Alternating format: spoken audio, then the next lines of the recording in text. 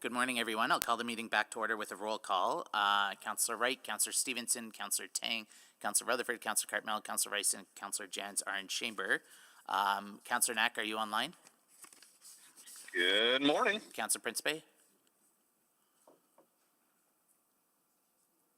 Is Councillor Principe on her?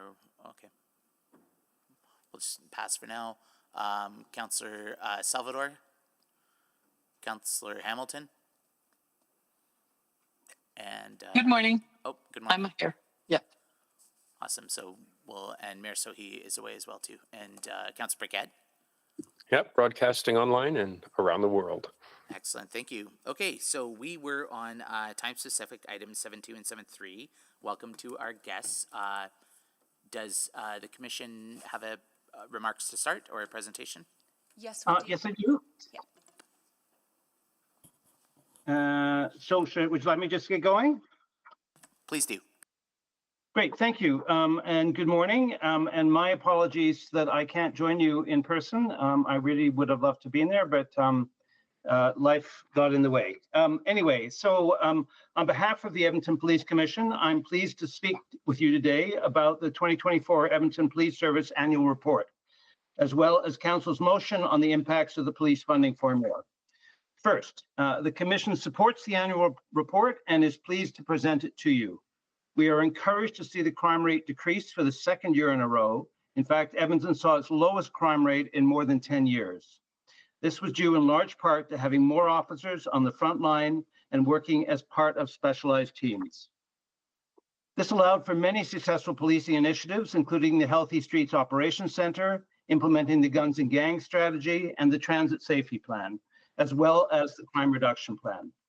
The Commission supports outcome-based solutions to the public safety and community policing, and the 2024 EPS annual report demonstrates why this approach is working in Edmonton. The EPS also engages with the community on a regular basis, and we see from the Citizen Perception Survey results contained in the report that most Edmontonians have confidence in the police and feel safe in their community after dark. The report also tells us that through monthly surveys, residents of the city are consistently telling the EPS to focus on reducing homelessness encampments, dealing with public drug use, managing traffic safety, and addressing theft, burglaries, and break-ins. The Commission remains encouraged by the EPS's focus on fulfilling its strategic goals in the areas of balance and enforcement, partner and advocate, connect, share, and evolve, innovate and advance as one team, and support and grow diverse talents. We note the report shows increasing applicants to the EPS, demonstrating the desirability of working as a police officer in Edmonton. We've seen a shift to represent a diverse and experienced police service through the graduates of recruit classes in recent years. Recruitment is trending in the right direction. The Commission was pleased to see recruitment efforts paying off with 154 new officers joining the ranks of the police service. Women employees have increased 38%, and the attrition rate for officers is down again. As for the police budget, the Commission was also pleased to see the EPS did not exceed its budget for 2024. Outside of the annual report process, the Commission regularly and publicly reports spending and the services provided to Edmontonians by the police, which are also published on our website. From both the annual report and our regular reporting, we believe Edmonton is getting excellent value for what it spends on policing. The Commission requires the expenditure of funds by the police service to be aligned with the strategic plan and business plan, both of which must be approved by the Commission. The strategic plan defines clear goals and targeted outcomes for police service, and we are currently working with the EPS on a new strategic plan. The business plan establishes how the police will achieve these goals and outcomes. The annual report captures this information and tells us the result of this planning and strategy. The Commission is committed to supporting wise investments in public safety and will work closely with the community and all levels of government towards creating balanced service delivery for addressing crime and violence. These investments are made in accordance with the informed strategy and proper planning. We see the realization of these strategic efforts in the report before you. Now, moving on to the police funding formula, the Commission wants to make clear that it supports the formula as it provides consistent, predictable funding for the police service that is tied to population growth and inflation. A funding formula policy approved by council ensures adequate funding for the police service in a stable and predictable way, a suitable level of policing services Edmontonians need that is aligned with annual inflation and population growth, and the protection of taxpayers by capping the police budget at 30% of a group of operating budgets set in and by the city. This means that if the city of Edmonton were to reduce or freeze spending, the police budget would be slowed or capped as well. The funding formula gives the police service consistent and predictable funding to provide the high level of policing services that Edmonton expect year over year. The police funding formula operates under the following guiding principles. That the EPS is essential for the provision of public safety. Certainty and predictability are important for long-term planning. Clarity of accountability is necessary while respecting the boundaries of the Police Act, the Municipal Government Act, and the statutory function of the police. And the police are part of community safety and well-being where there is interconnectivity and interdependency. The funding formula is not intended to provide funding for the following: major capital, salary settlements, significant changes in legislation, significant urban growth due to annexation, operating impacts of city council approved police initiated capital projects, and operating impacts of the city of Edmonton initiated capital projects that increase the demand for policing. Council's approval of the police funding formula to manage budget increases was and continues to be responsible fiscal management of this important public service. We have had funding formula in place for 2 fiscal years, 2024 and now 2025. The funding formula allocations to the EPS's operating budget for these years were approved by council. For additional clarity, I think it is important to note again that the formula covers operating funding increases related to population growth, inflation, and the operating impacts of capital. Again, it does not cover salary settlements under collective bargaining with the city. In 2024, the funding formula provided $11.78 million to EPS. The funding formula allocation was as follows. In 2025, the funding formula provided $12.15 million to EPS. This money was allocated or is being allocated as follows: $4.20 million for inflation pressures and $7.95 million for new initiatives tied to population growth. And with that, that's the end of my presentation, but I will now turn it over to EPS for their presentation, and we look forward to answering any questions you may have about the report after the presentation. Thank you. Thank you very much, Commissioner Chair Henderson.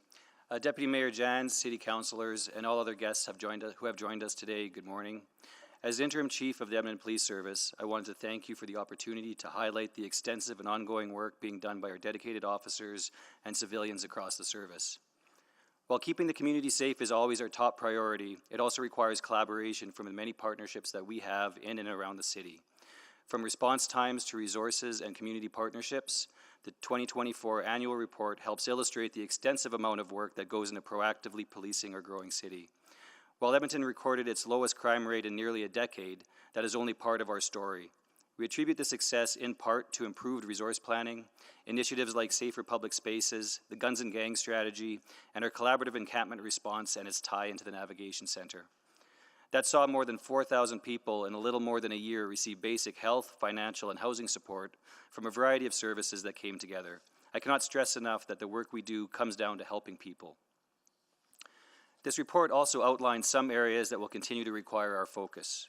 For starters, like in many other Canadian cities, we're seeing more and more demonstrations and protests around international issues, which is why our law enforcement counterparts from across the world have looked to us for best practices. In fact, all members of the Edmonton Police Service are committed to upholding our values of community connection, partnerships, and enforcement as outlined in this report. It's a kind of work that requires resilience, and the wellness of our first responders is a priority.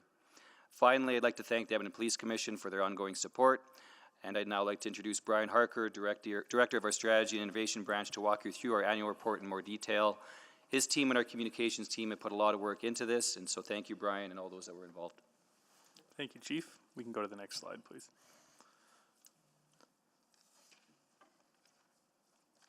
So we are pleased to present our annual report. Happy that we got a summary of some of the results, and I'll walk through some of those in a little bit more detail with you today. For the second year, our annual report is presented in an online format that allows citizens to interact with the content that they're most interested in. This makes it more engaging and allows us to provide more detail than a traditional PDF type report would otherwise provide. We do have the option for a PDF report to be downloaded from the website as well.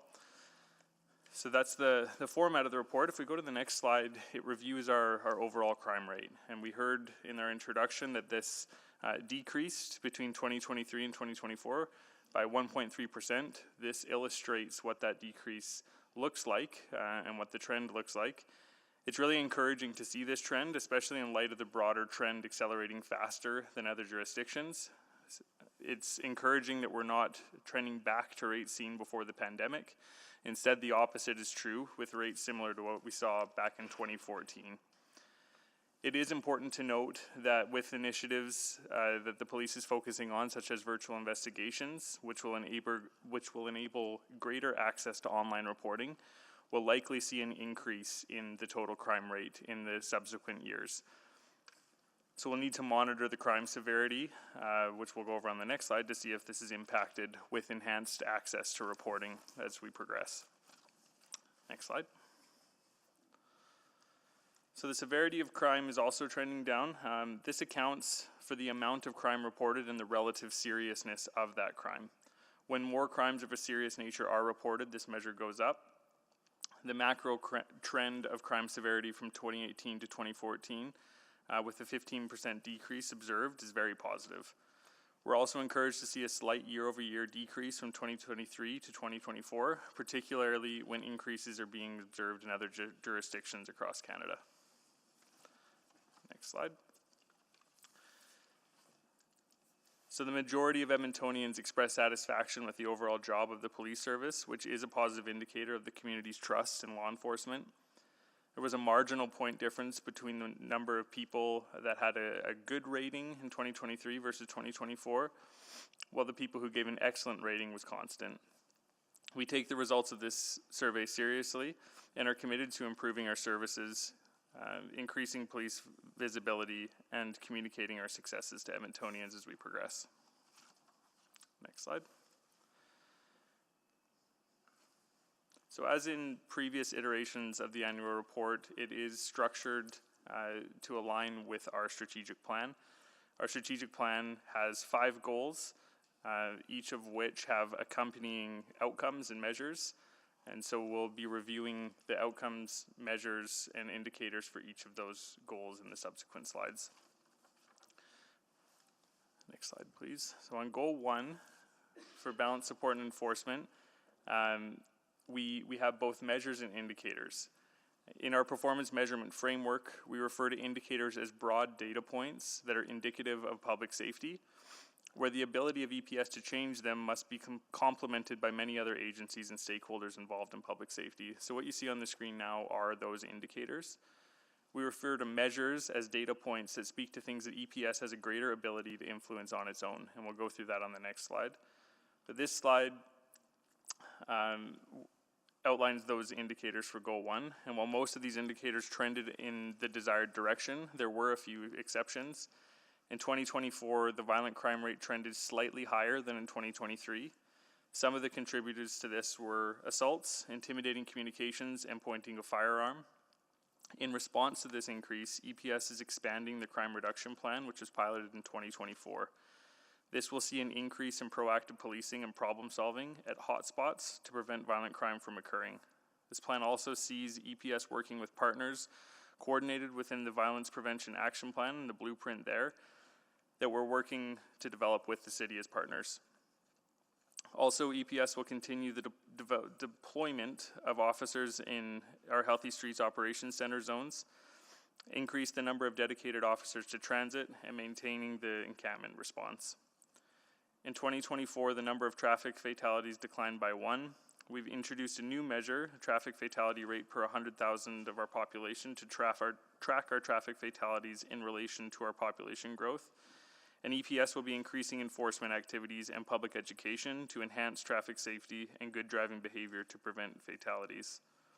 While Edmonton has recorded a reduction in domestic violence occurrences over the past 2 years, we're implementing a plan to address these with victim-centered policing, offender management, and working collaboratively with dedicated partners to increase reporting and further reduce these occurrences over the long term. We're encouraged that this number has been decreasing as our population is increasing. Next slide, please. In terms of the measures for Goal 1, again, most are trending in the right direction. We recorded improvements in clearance rates, which means more investigations were resolved. We also recorded higher referral numbers for crime and trauma-informed support services, which increased number of referrals coming from specialized areas like our domestic offenders crime section, sexual assault and homicide sections, and even some requests for support from the Crown. The number of youth diverted to alternative justice programs reduced slightly in 2024, but remains a core part of our approach to divert youth away from the justice system.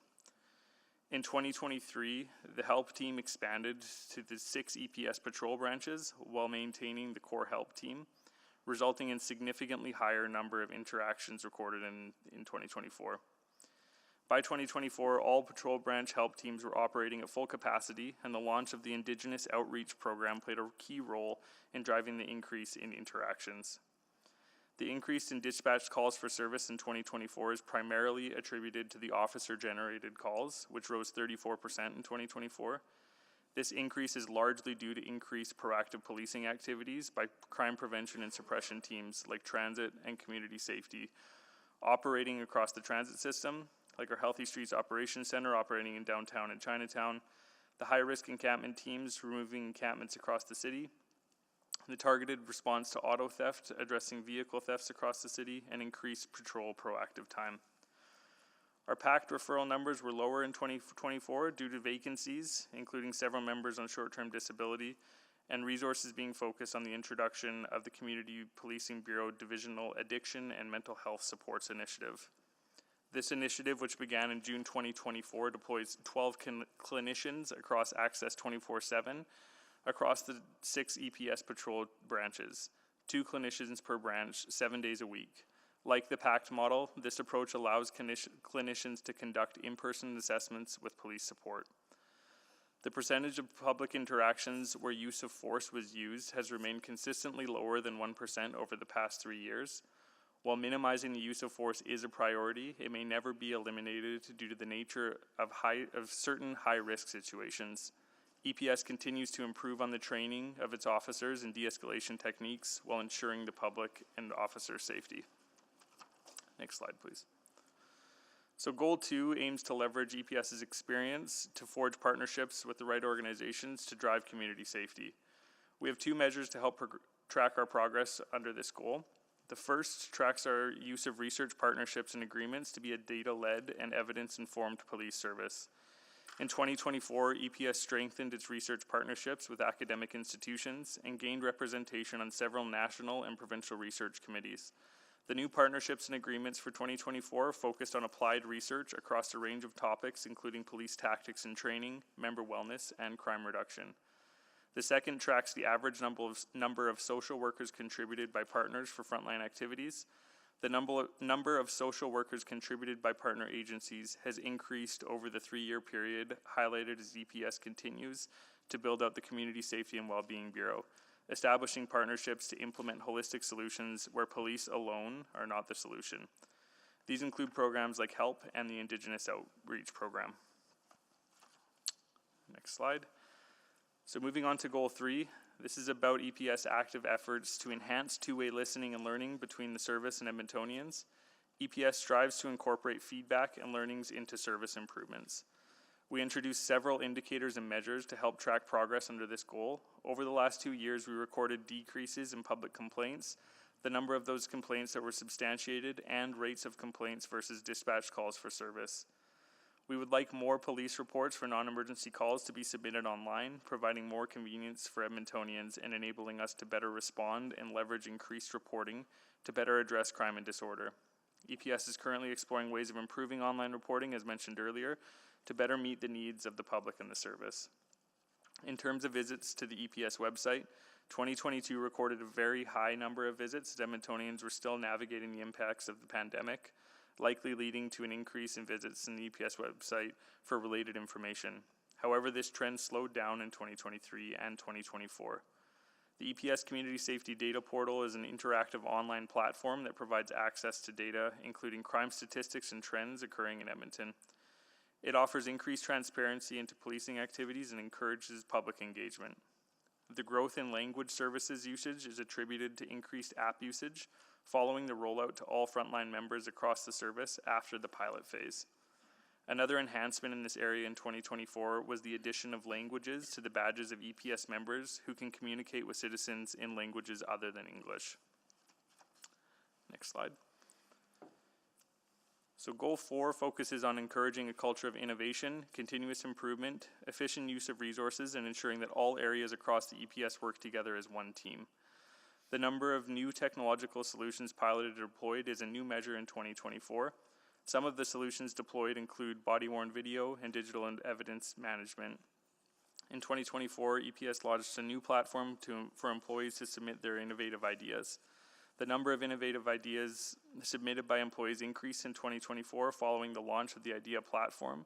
This new initiative, available through the intranet and EPS mobile devices, allowed both sworn and civilian members to submit, view, and provide constructive feedback on ideas to enhance their work and the organization. Our innovation challenge was run in 2024 and it focused on the front line. Employees were encouraged to submit these ideas to improve day-to-day experiences of those in patrol. A total of 22 submissions were received, covering a wide range of topics, including radios, scheduling, and protective equipment. Next slide. On goal 5, it focuses on supporting the well-being of EPS employees and promoting an inclusive workforce and environment that fosters diversity and talent development. EPS has introduced significant changes to its recruiting and training programs, resulting in a higher number of applicants in 2024. These changes included launching a new recruitment website, conducting targeted outreach to diverse communities, and establishing the Recruit Mentoring Academy to enhance applicant skills and reduce barriers for underrepresented groups. These efforts have contributed to an increase in the number of applicants for police officer roles and the number of police officers hired. It's also contributed to the increase in number of female employees in the service. The attrition rate for sworn employees declined in 2024 compared to 2023 due to fewer resignations and stability in retirement numbers in the year. In contrast, the attrition rate for civilian employees trended slightly higher in 2024 due to an increase in resignations and retirements. While an attrition rate of lower than 10% is considered healthy for an organization of EPS's size, a retention working group has been established to identify strategies to better retain employees.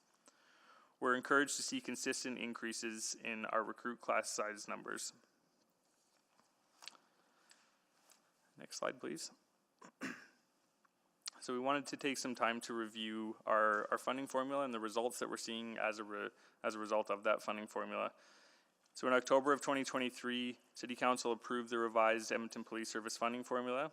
This provides EPS with important certainty and predictability to enable successful long-term planning. EPS long-term strategic planning processes are focused on addressing priority strategic issues that build community safety. Our operational areas are experts at executing on strategic priorities. We expect to continue to see positive outcomes and results build as we continue to execute our planning, execution, and reporting cycles. This is made possible through consistent funding certainty. In addition to managing the impacts of inflation on EPS, the following are some examples of what is enabled through the funding formula. Our 50-person recruit classes. These classes are making up for shortages in operational sworn officers at EPS. Our information management modernization, which implements our modern technology and allows police to be more effective and efficient in their work. Our alternative staffing provides support resources to investigative areas to increase investigative capacity and increase clearance rates. And Healthy Streets continue funding our police resources in the downtown area to enhance safety in the area. So our next slide outlines some of the allocations that we've been making through funding formula. As I stated in the previous slide, we first need to account for the impacts of inflation and the operating impacts of capital. Only after we've accounted and paid for those things, do we start to allocate to the new initiatives that for population growth. So you'll see that in 2023, those inflationary pressures and operating impacts of capital accounted for the large majority of the funding that we received for the funding formula. Go to the next slide. So for, oh, sorry, one back. There we go. So for 2024, we did see a similar story, although we had slightly more to allocate to new initiatives for population growth. And those initiatives included some of those things that built community safety, like alternative staffing and our information management modernization. And then the next slide for 2025. The inflationary costs did increase. We did see those operating impacts of capital projects dissipate for this year, but because of those inflationary cost pressures, we were constrained by the amount that we could spend on the new initiatives and population growth. So in 2025, our priorities revolve around reducing violent crime through various initiatives that we've discussed through our presentation today, addressing organized crime, investing in our youth programs, increasing engagement with our communities to learn, share, and improve our service delivery, and also to reduce the number of employees we have on leave due to wellness-related issues. And that's the end of our presentation. Thank you. I'll return the chair to Mayor Sohi. Just give me a I'll minute take or it from so. there. So, thank you to the commission and the service for the presentation. At this time, we'll open it up to speakers. I apologize. Who selected this item? I did. Council Wright?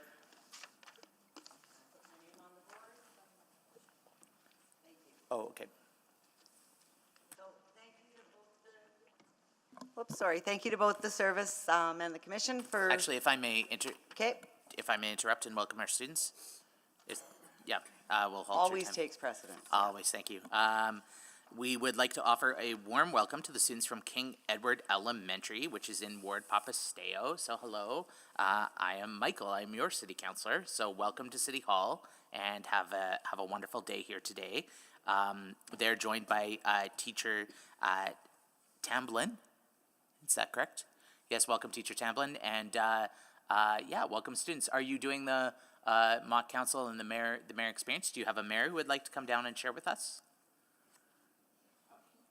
Do you want to come down and share with us? There's a microphone there where security will guide you, and you can push that button and you can tell us. Okay, and at this time, I'm going to return the chair to Mayor Sohi. Okay. Hi. How are you? Is your mic on? All right. Can you tell us your name? Benjamin. So Benjamin, you are the mayor of the class. What are you going to be talking about at your mock council?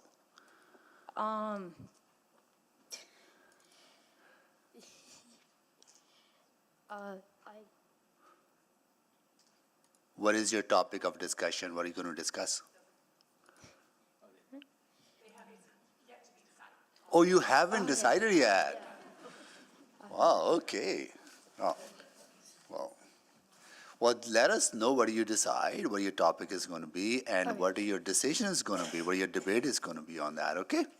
We always love seeing students come into City Hall, and we always love to know how you come to the conclusion of your decisions that you make at your mock council. So thank you so much for joining us. And have a good time, okay?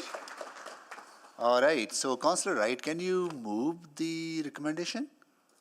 Oh, most certainly. Yeah. I will move.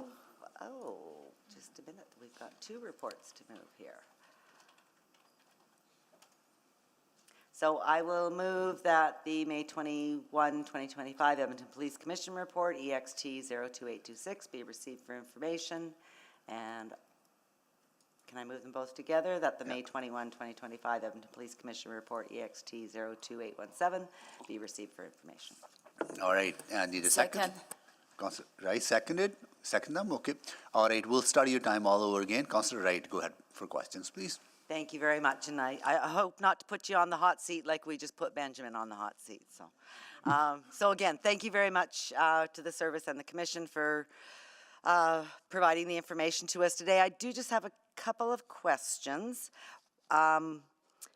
One is in regards to HSOC. I'm just trying to sort of see how much of that is based on growth and how much is just the new initiative. Because I know we provided, or council provided funding in 23-24 for HSOC, and I'm just wondering how that does relate to growth. Maybe I can jump in and the service can supplement. Essentially, you are no longer funding HSOC. Right. That was a city-funded program. We felt it was important to keep our portion of it going, and as a result, money has been taken from our resources to keep that program going. Prior to this, it was paid for by you as a separate amount. So. They are existing officers, but it is now fully paid for within the police budget and is no longer covered by the city another way. I don't know, Chief, if you want to add anything to that? Yeah, and I mean, I think when we initially approved that the pilot funding for the 2 years, it was made clear that it wasn't going to continue. But yeah, if you could maybe, how it does, apply to growth. Sure, I could just step in. Thank you very much. Thank you for the question, Councillor. So yeah, obviously we identified as well, and we were on the same page as the city as far as the importance of the HSOC program. So as far as the staffing resources that we had towards that complement is certainly continuing to be in operation, and so it's something that we maintained. As far as the complexities of policing that whole entire area and district, as well as expanding our help teams out, and not to mention our encampment work. So those are things that are being managed now, are starting to weave into our more holistic crime management model, right? And so now we're looking at how we have our disruption teams, our community treatment plans, our downtown resources, our downtown beats. All of these areas are going to be kind of working in concert as we continue to manage that area and give, obviously, help navigate those members into those support systems through the navigation center as best we can. So has there been a growth of population into the area? Like, that's what I'm... You're talking about... I can jump in there, Okay. Chief. Sure, thank you. So the resources have been maintained. The resources that were being paid for, we are now covering within our operating budget. And those HSOC resources, we haven't declined them. At the same time, we haven't grown those resources. What we're doing is we're amalgamating them to what we're going to call the community safety team, so they're aligned better with the encampment work, transit. The other thing is we're having discussions about, is there a transition plan in terms of making that a permanent beat, but we're not there yet. But those are the conversations they're having around those resources. So it hasn't, there's the original growth that occurred has been maintained, if that's the question you're asking. Okay, so the purpose of HSOC was to deal with the growth of the population into that community? Well, I think the purpose of HSOC originally was in response to the 2 murders that occurred in Chinatown. So that staffing model was created as an integrated team with the city. There were resources that were redeployed out of the area, the existing beat teams, and we built up the HSOC model. So that was the growth originally at the time the HSOC plan was started. Those resources have been maintained. Okay, so it's not necessarily the growth of the population, it's just the growth of the needs of the area? I don't, just to help with that, I don't think that unless I'm mistaken, I don't think there is a growth of the population in that area that requires those HSOC resources. It's just, again, how are we actually navigating people towards more permanent solutions? And so hence we have this differentiated or layered response into policing that area, but we still identified the importance of our HSOC teams, which we staffed up as a result of that pressing need, and that's what's being maintained. I still don't know if I'm, I just, because I thought the funding formula was for growth and inflation, and to me, growth was growth of population. So, anyhow, I do have one more question very quickly in regards to the traffic safety, because that's something that's important to me. And I do, appreciate sort of more focus being brought into that area. If I can just also reference a report that came out yesterday, I think it was 695 tickets issued, some of those were speed related. Were any of those speed related ones from automated traffic enforcement in playground construction or school zones? I'll turn this over to Acting Deputy Chief Bart Lazinski as far as details as what that operation was with those 600 tickets. But as far as automated enforcement, that's something that doesn't come to us, so I'm assuming we don't have that data. No, thank So- you for the, so- thank you for the question, Counselor. No, none of those numbers were related to anything automated enforcement related. Those were strictly operational numbers. Okay, thank you very much. Thank you, Councillor Wright. Councillor Rutherford. Yeah, I have a bunch of questions too. So I'll just stick with traffic safety because that was one that flagged for me as I was reading this report, and thank you for being here today. Because it said that it was one of the top 4 things that Edmontonians wanted to see was more traffic enforcement. And I definitely know it's one of the top 3 concerns I hear in my office is around traffic safety.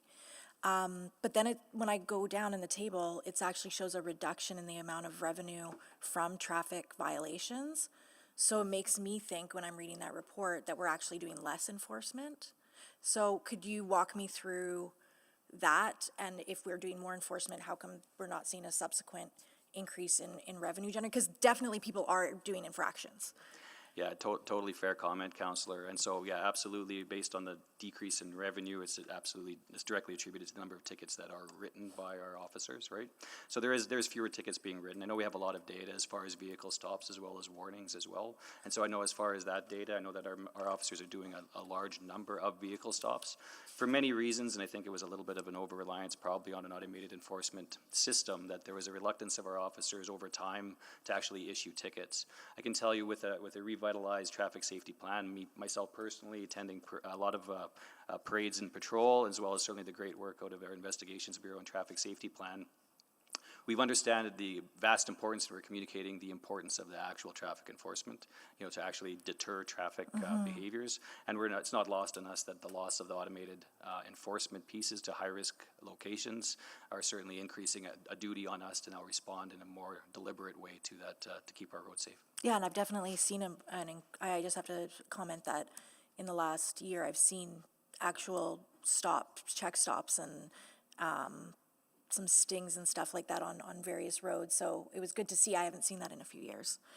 I have to ask a question on behalf of the residents that I serve, because I've definitely also received a lot of feedback about the closing of the service desk at the North station, the North Edmonton police station.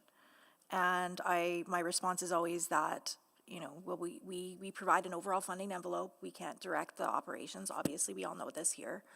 But I guess I need more understanding, and I think on public record, about why we've increased funding formula, we've increased, that service envelope, but then at least the residents that I serve are seen as what is a perceived service reduction in something that they were really looking forward to at the building of that and the construction of that station. And Councillor, just so I have clarity, you're talking about our Northwest building that Yes, actually doesn't have, the one doesn't that's- staff a front counter? That used to, I think, at one point, and was business case had it have a business calendar, but in service changes no longer does. Yeah, I can tell you, I can just speak specifically. I mean, obviously, when you're having those staffing priorities, they're challenging, right? But I do know that we have kept all the infrastructure to open up that front counter in Northwest. I also know just some of the evolution of what we're using for our resources. So, for example, we implemented or helped assist with the initiation of collision reporting centers, which was a big portion of the work and why people would actually attend front counters. And so I agree with you in a sense. It's not good for us to decrease our accessibility to the public.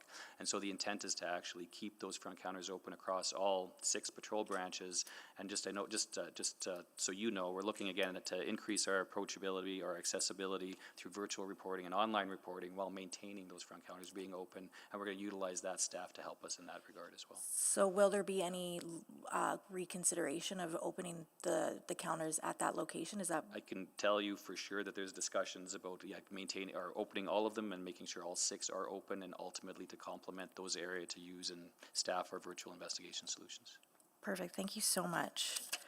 The last question I wanted to have is around criminal reform, and it's not really in this report, but as I've been learning more about policing and the problems we're facing as a city, it's really about needing to have criminal reform, because I see this rinse, wash, repeat cycle, and it's putting a lot of strain on the police. People don't see the changes in the community because they see somebody maybe get in trouble and then they're back out on the street the next day. Have we seen any progress or from the commission or the EPS in the federal government's willingness to do criminal reform? Like, what's that looking like on that landscape? I'll turn it over to CITO Anderson here, who wants to jump in, and then I can certainly add.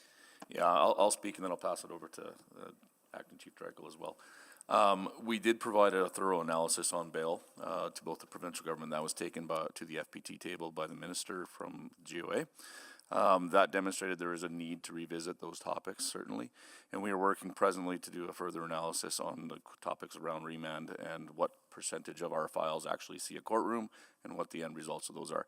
I can tell you from our initial looks that there is plenty of discussions we need to have with the Crown, both at the provincial and the federal level, around due diligence on files and repeat offenders that need to be continued. Okay, thank you. Councillor Stevenson? Yeah, thank you and good morning. Really appreciate you all being here this morning. I just maybe wanted to go back to a few other questions that came up. So, sorry, did I hear that correctly, that traffic safety tickets have decreased? Is that the case? I can tell you that our traffic tickets decreased in 2024, but I do know that our data this year is showing an upwards trend. Okay, great. That's great to hear. And then maybe just to clarify, back to Councillor Wright's questions, because I think there's maybe some important clarity there. So my understanding of the formula, it is tied to, and it's calculated on the basis of inflation and growth. So increases are connected to those. But I think the intent was to provide an envelope that could also be used not just to cover the cost of inflation and growth, but also invest in new innovative programs that help to increase the efficiency and effectiveness of the service. Is that the case? Yes, absolutely, that's the case. I mean, obviously, we go through continuous prioritization and efficiency exercises to make sure we're allocating our resources to those policing priorities. The funding formula does provide an envelope of growth, right? But if we were to be completely non-strategic, we would just add or sprinkle those resources across the entirety of our whole complement of staffing, which is horribly inefficient, right? So of course, where we choose to grow or where we can grow, we allocate towards those priorities. The difference being this last year with the funding formula growth, it basically locked us in to have a little bit less agility in where we might want to put things towards other priorities because we had the budget pressure of maintaining the funding of the HSOC resources. Sure, yeah. And, and again, I think, in some cases, that is just going to be sort of a one-for-one increase. You just need, if there's more people, you may need more officers, but it's also that strategic piece. Well, great, and I appreciate the questions and clarity provided around HSOC. I was meeting with stakeholders earlier this week. They had heard or understood that EPS resources for HSOC had been decreased by half, but I'm hearing that that's not the case. I appreciate the city side; those resources have been reallocated, but from the EPS, those are maintained. We maintain the same resources. I can say though that with the recent effort under Project Unity, which is the focus on the transit deployment with city peace officers, we are using some of those HSOC resources. We deploy them a little bit south and towards Churchill Square and stuff to cover off. So there is the resources are still there, but we're just pushing them around the city where the demand needs them. Okay, so then, so if there are stakeholders in Chinatown, will they potentially be seeing fewer patrols then? No, we're still maintaining the presence as best we can, and like I said, we're into conversations right now about establishing, again, a more permanent beat presence within that location, because again, like I said, when HSOC was stood up, we redeployed the beats to other areas, but we recognize the need for a permanent policing model within the district. So. Yeah, that's really great news. I think that'll be really welcome, so great to hear that it's moving towards that permanent beat model. Maybe just going back to some of the transit resources, so for the 50 officers on transit, have those positions all been filled now?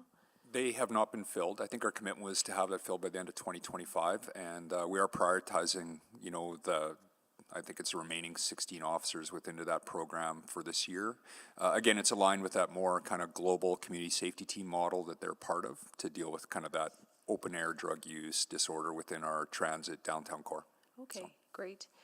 Actually, I'm just gonna go back a step. So I know other business improvement areas that are really keen to have their own dedicated beats. I believe, is there some work sort of looking at the BEAT program overall and looking at allocation of those resources?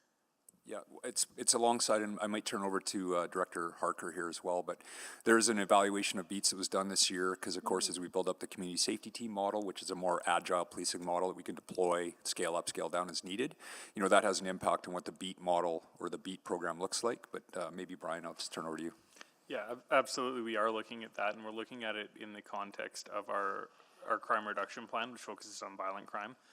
So we constantly monitor where the trends are shifting within our city for violent crime.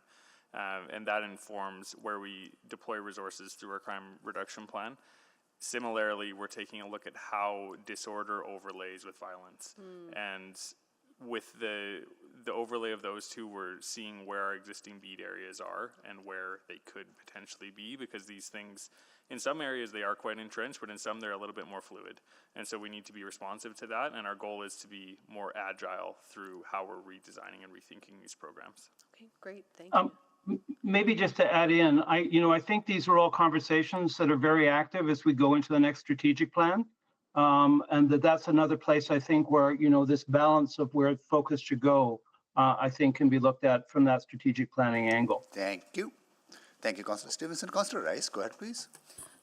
Thank you, Mayor, and thank you for the presentation. Actually, they're very informative and provide lots of evidence, see how this funding formula, how this EPS services works. So I really appreciate that.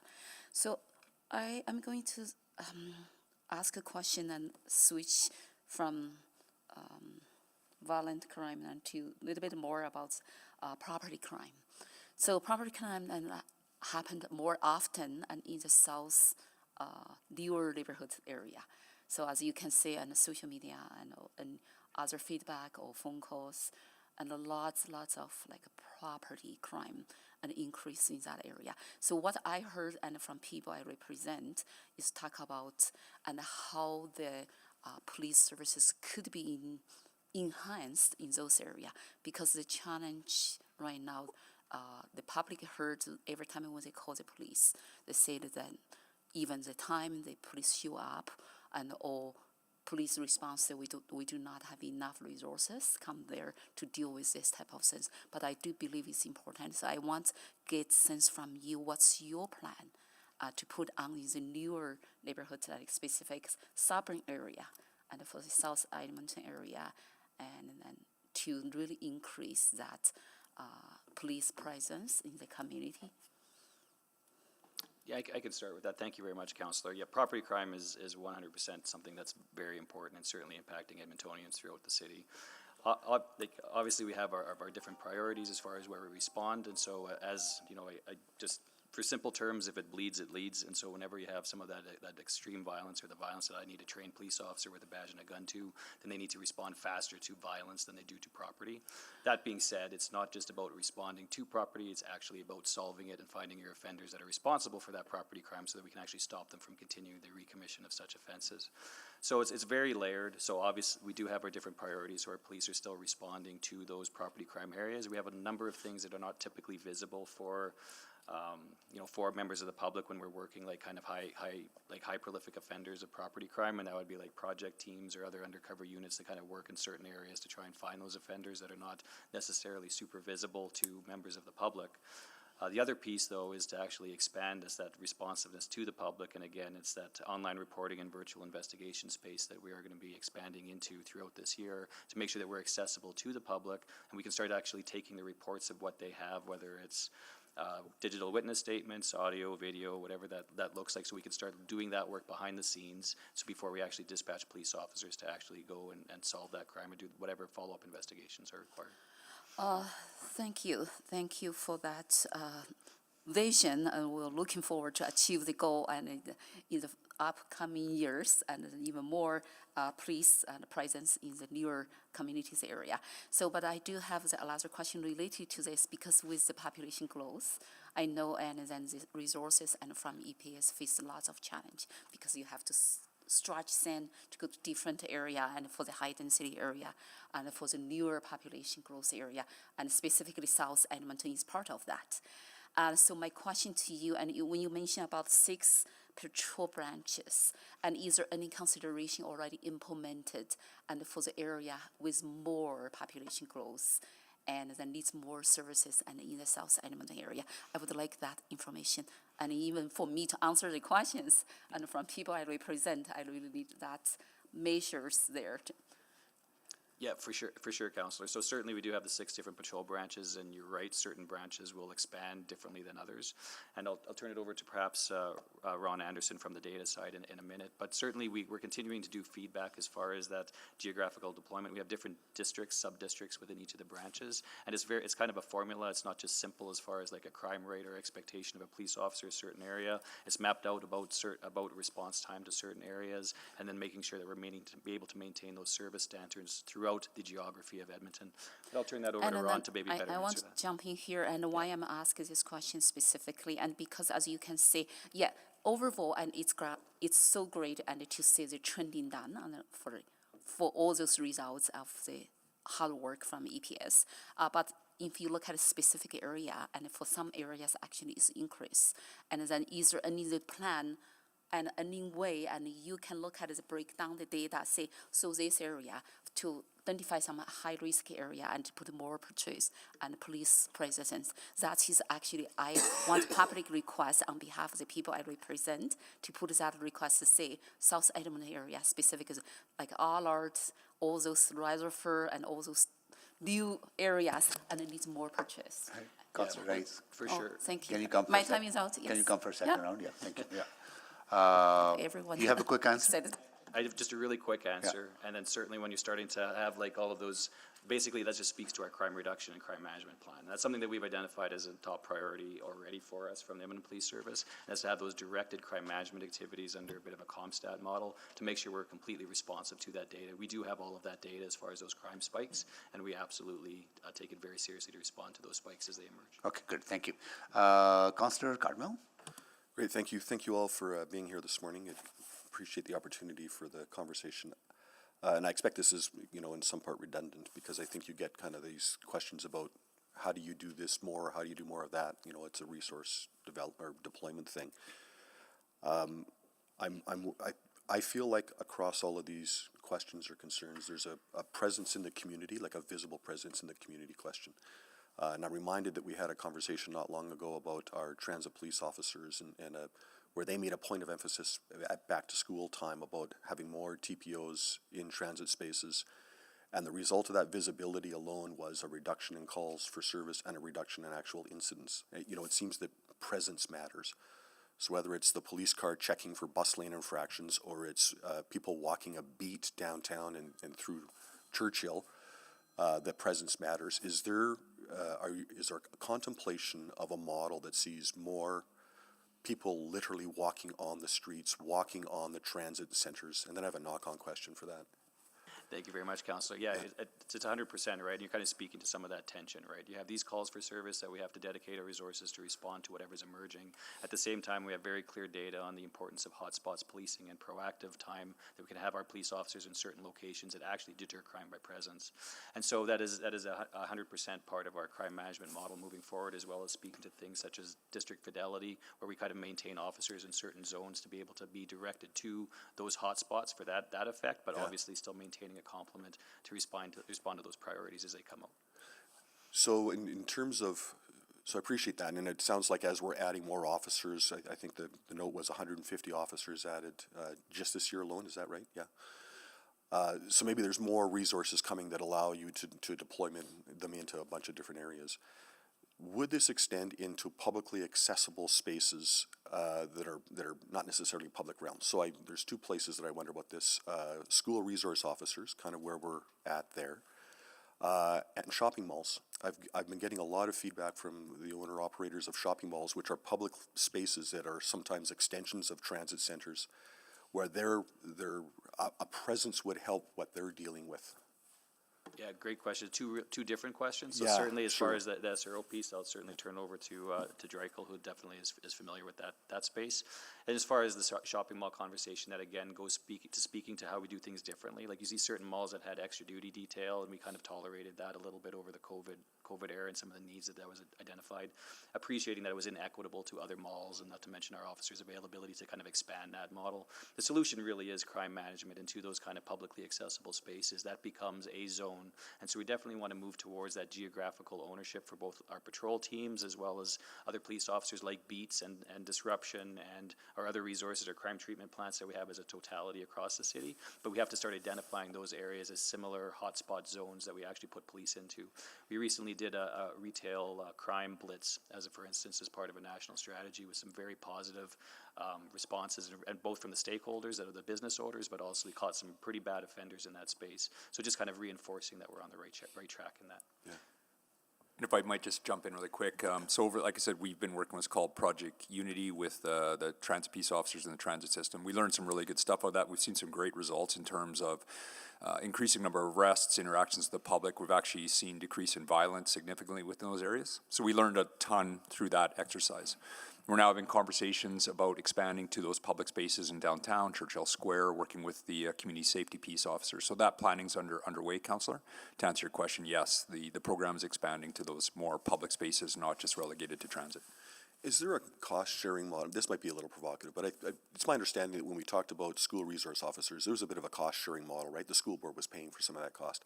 Is there a similar model that could be employed for shopping malls, for instance, where if they're sharing in the cost of having officers dedicated there, that those hotspots can be treated? And I don't want to just pick on things, but we have transit LRT stations that are almost virtually attached to malls, either current or coming. Is there a co-funding piece that could be explored where there would be more presence in those particular shopping centers? I think it's something that, to be fair, just requires a little more exploration. So again, when we did accept, for example, City Center Mall with like extra duty detail, right? And so we do know, like certainly where the transit accesses, like what we see like Kingsway impacts, and we see Southgate, right? And we see some of those impacts there. And so it's just a matter of like, so sure, some of those malls could probably afford to kind of like figure out a bit of a co-funding model maybe, but then you also got to be mindful of what malls perhaps can't afford that or not part of that solution. And so it just requires a little bit more thought, I suppose, on how to either look at a co-funding model or just to help increase our presence otherwise. Okay, thank you. Councillor Tang, go ahead, please. Great, thank you very much, and nice to see all of you here in chamber. Some of my colleagues already touched on, I would say, 3 areas that I probably hear the most in my inbox about policing, and I was going to follow up on. The first is the traffic safety piece. I think maybe a question to the commission. In the last few years, there's changes in legislation. There's kind of changes in different who's doing what between the city and EPS. I'm wondering how is that going to be factoring in with your strategic planning moving forward? It is certainly something that I know we've already raised in our conversations around the strategic plan, that we need to keep an eye on precisely these questions, because we're hearing this too. So I know in our last joint session with the service on the strategic plan, this very question was raised. Okay. And I think we'll keep a close eye on it. I mean, all of these things are about apportioning of resources. They're not sadly infinite. I wish they were. Yeah. But it's about balancing. But I think we're hearing loud and clear, particularly in certain parts of the city, that traffic is a major issue. And I think we have raised as well the concern that with the city losing some of its ability to do enforcement, that there is going to be more onus on the service to step up and step in, or it could get worse rather than better. So yes, absolutely is part of the question that we've been pushing for. I don't know if the service wants to respond to this. I have a few other questions, so maybe I thought that was a good answer. Thank you. I appreciate that. And then the second area, similarly, is a bit of a response time, which, especially to those petty crime calls, that's not high priority, but it's also not the lowest priority. I guess if you can share a bit of thinking, and also from the commission as well, how is that factoring into your strategic planning? And then service-wise, I'm hearing more move towards that presence, community policing will hopefully help with that, but just would love to hear a bit of response to that. Yeah, I can jump in. Thanks. So in regards to our strategic planning, definitely our conversation, we have talked about customer service and just being more of a presence for people and being mindful of response times and accessibility in terms of if a call is already placed, how do they get the information, where do they determine where their file is at, et cetera. And where are things at in terms of the investigation. So definitely in terms of strategic planning, it is at front of mind in terms of customer service, absolutely. Okay, great. Any further additions from the service? I think I would just add to, like, through our conversations and our public engagement, we are aware of the needs and concerns, and we're definitely looking at the performance of our service levels. We're doing things, as mentioned here, like online reporting and virtual investigations, our crime reduction plan. So we are talking about that, and we'll be incorporating that into our next strategic plan. Yeah, and just having kind of gone on some ride-alongs and seeing some of your officers, at the front line, it does make me wonder, is this a resourcing issue, or is this a better streamline or process? Can we do better? So glad to hear that that's happening. On crime reduction, and then especially with your pillar in terms of partner and advocate, I'm wondering if you can speak more to how you are working together with the city's blueprint for violence prevention, given that you also have your own violence reduction plan. Yeah, I can speak to that one. We've been engaged with the city for quite some time in developing that blueprint. We've been on the governance committee since it was initially stood up and been very active partners in building that together. We continue to be involved in building out the action planning portion of that and how we're going to work collaboratively, not just with the city, but with the province and with not-for-profits and everyone else. So very active partners in that. Yeah, wondering if anybody from the city would like to comment on that partnership, because I think it's a really critical one. Hi, Councillor Tang. Thank you for the question. It's Chelsea Horlock, Director of Safe and Healthy Communities. Echoing Brian, we are working very closely with EPS and our other partners at AHS with some of the school boards to continue to move into action on the blueprint. Next week, we are having some meetings that we are co-hosting with EPS and other partners around the next steps that we need to take. So absolutely can echo Director Harper there. I think it's a really important area, and I was pleased to see your senior leadership be involved from the beginning on that as well. I might need another round because the third area that I often hear about in my inbox is around use of force, and will be great if you can touch on that. But I'll come back for a second round. Sorry. Thanks. Thank you, Councillor Jans. Councillor Salvador's first. It disappeared for a second. You did. Here, you're back now. Councillor Salvador. Right. All right. Yeah, thank you so much, and I really appreciate everyone being with us this morning and answering all of our questions. I'll try not to repeat too much. I think you're hearing similar themes. Traffic safety is definitely one that I hear often in the area that I represent, but I think I've got some good answers there. I did want to follow up on some of the work that's being done around the virtual investigations and online reporting. That sounds like quite a good move, and when I regularly encourage people to report regardless of the severity, I guess one of the things that I often hear back is just the accessibility of that, but also the ability to kind of follow up on things. Like if they do a report, then they don't necessarily hear anything back or have a line of sight as to what steps were taken. Is that going to be a more real opportunity through some of the online reporting and virtual investigations? Thanks, Councillor.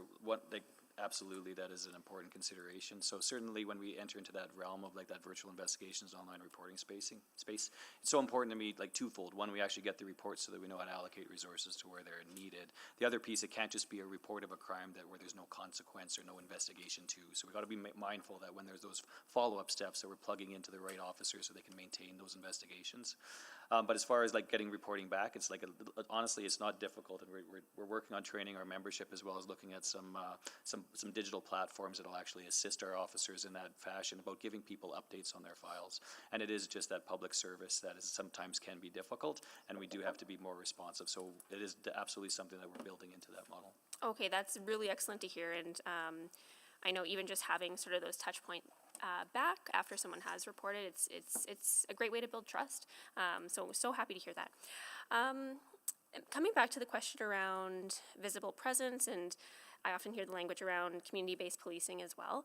I appreciated the questions related to the beat model, and in areas that I serve along some of our BIAs and main streets, hear really great things about the relationships between community and businesses and EPS. But I'm also, wondering, in not necessarily a main street context, but almost like some of the power centers where, like a Capilano Mall, for example, in the area that I represent, where I think it was mentioned sort of that nexus between retail, but also there's a transit component. How are we starting to think about those spaces in the context of a traditional beat model versus some of the evolution of these areas? Thank you very much. I'll turn this right over to Acting Deputy Chief Dean Hilton, who has lived this intimately for many years and is well versed in this. Yeah, thank you for that. Yeah, that's an excellent question, and I think that's where we're looking at our beat review in terms of where our beats need to be. The gap that we have recognized is the stakeholders outside of those beat areas, so we're currently working with our CSWB partners there with respect to how we build this deployment model to be able to support those areas outside, the communities outside of our beat areas, which would include the malls, the transit centers, and then work with the layering of the CSWB resources over and above that to help with that force multiplication of that visibility policing that we're craving. Okay, that's helpful. And yeah, it was also mentioned that there's some research ongoing around the relationship between, I believe it was social disorder and violent crime. Was that correct there? Yeah, seeing nods. Is there any preliminary information on that front that you can share? Preliminary information related to like the conclusions there? Yeah. Or, so we actively monitor both of those things, and that informs how we deploy our community safety teams. So when we talk about HSOC zones and beat zones and transit zones and everything else, we're trying to lift up our view a little bit from that narrow, you're only allocated to this area for this purpose, to monitoring crime trends across the board. So not just disorder, but folding in retail, folding in all of the important crime trends, and understanding how are we efficiently allocating our resources in an agile way to make sure we're as responsive as we can be to those emerging issues. Because our city is dynamic, it changes very quickly. We need to be dynamic in how we're responding to that. Yeah, okay, well, thank you for that. I might have to come back. Thank you. Thank you, Councilor Salvador. Councilor. Sorry, Mayor Sohi, something very strange is happening. So actually, we've got Councilor Jans next on the list, and then you're back into second round. Okay, Councilor Jans. Thank you. Overall, I want to say I really enjoyed reading the 2024 report. I thought there was a lot of good news in here. Crime is trending down, severity is trending down, confidence is in higher improving. There's a lot in here. And one other piece I found really interesting that we didn't touch on was the I'm going to use the term blackmail. I'm not sure if that's the case with the arsons. Extortion? Is that extortion? That's a preferred. Yeah, that was interesting how that was caught. And for a while it was quite terrifying. That's something that's multi-jurisdictional, that I think had international ties, had everything else. Do you want to go into a little bit about how that was able to happen, or more importantly, what we're doing to make sure things like that can't happen again? Very difficult and complex question, Councillor. So it's something that certainly, as a major city grows, then you become more of a target for these types of activities. They're absolutely higher organized crime type activities, and in this specific example for Gaslight, you're talking about transnational crime and some foreign actor interference. Not to mention it, you end up having a nexus between kind of counterterrorism and national security, as well as organized crime, both out of country, impacting really our safe environment in the city. So for that one, and then just having led the investigations bureau, certainly something that we put together very quickly is we tie to our regional partners right off the bat. So certainly RCMP from Crops, as well as our alert resources for all basically org crime regionalized resources across the province, and then the FSOC teams and national from RCMP. And so as these things kind of ebb and flow, like it's very difficult to protect our environment other than to show that we're working in concert with our agency partners, and then two, just to make sure it's a kind of a multi-layered approach as far as maintaining the investigation of those offenders so that we can hold them to account, as well as making sure we have those overt presence on that violence and that horrific violence that really manifests itself at these org crime kind of levels. And so it's something that we did very well, and quite frankly was the best in the country, both out of the Peel region and Lower Mainland that had similar occurrences. But it is impossible to safeguard our city completely from that, other than to kind of maintain that confidence and do what we can whenever we see it, whenever it pops up. Yeah, because I mean, the downstream from that is not just the fear and the uncertainty and all that in the community that we're all victimized by, but just the insurance premiums and the homes denied that in a housing crisis and all those other pieces. So, yeah, that I just want to certainly recognize. Another piece, just a couple random questions here, just so I'm reading, we increased 96 FTE last year. Though the budget increased 45 million, how many of that, so what I'm hearing is like, while 96 FTE were added, most of that budget increase was going to inflationary costs related to the remainder of the 3,000, is that correct? Yeah, that's my understanding as well. If you want some specific details, I have Rob Davidson here that can answer that. Sorry, sir. You said 96 FTE in 2025 over the course. Am I reading that correct? We added 96 FTE last year from 2914 to 3010. So you're probably including the 50 new police officers from the province. Yep. And 36 of HSOC, which was the continuation of those FTEs that started prior, funded by the city. And sorry, then smaller, a few other growth areas where we've added FTEs, either from reallocation, not necessarily from new funding, but we may have reallocated dollars within our budget to do that. And do you have the breakdown? How many of those are sworn versus?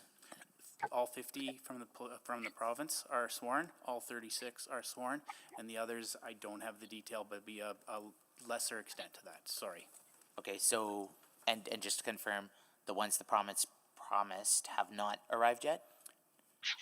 They're not fully staffed. They're not fully staffed yet, but they will be funded and here, and we confirmed previously that they're fully loaded, all of the belt, like equipment costs, everything too. That's correct. Okay, one other random one, and on Councillor Carmel's point about visibility, I agree, it's important.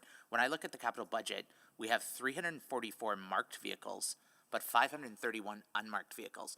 I see cop cars all the time as a pedestrian, but they're ghost cars or undercovers. Have we thought about the value of the flashing yellow painted cop car style other city, or are we still continuing to go with a more of a?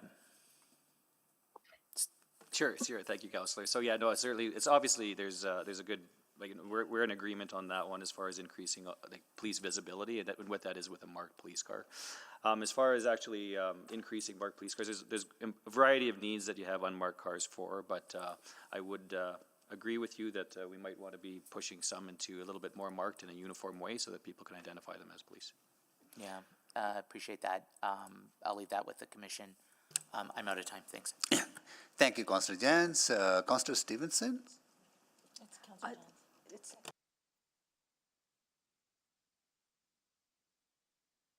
Oh, it switched yesterday. Okay. Well, Councillor Jans, can you take the chair, please? Okay, all right.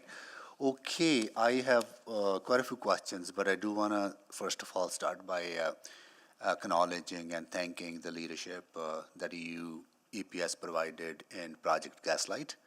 It was a national leadership that you provided, and I heard from the minister as well, federal minister, congratulating EPS on that leadership.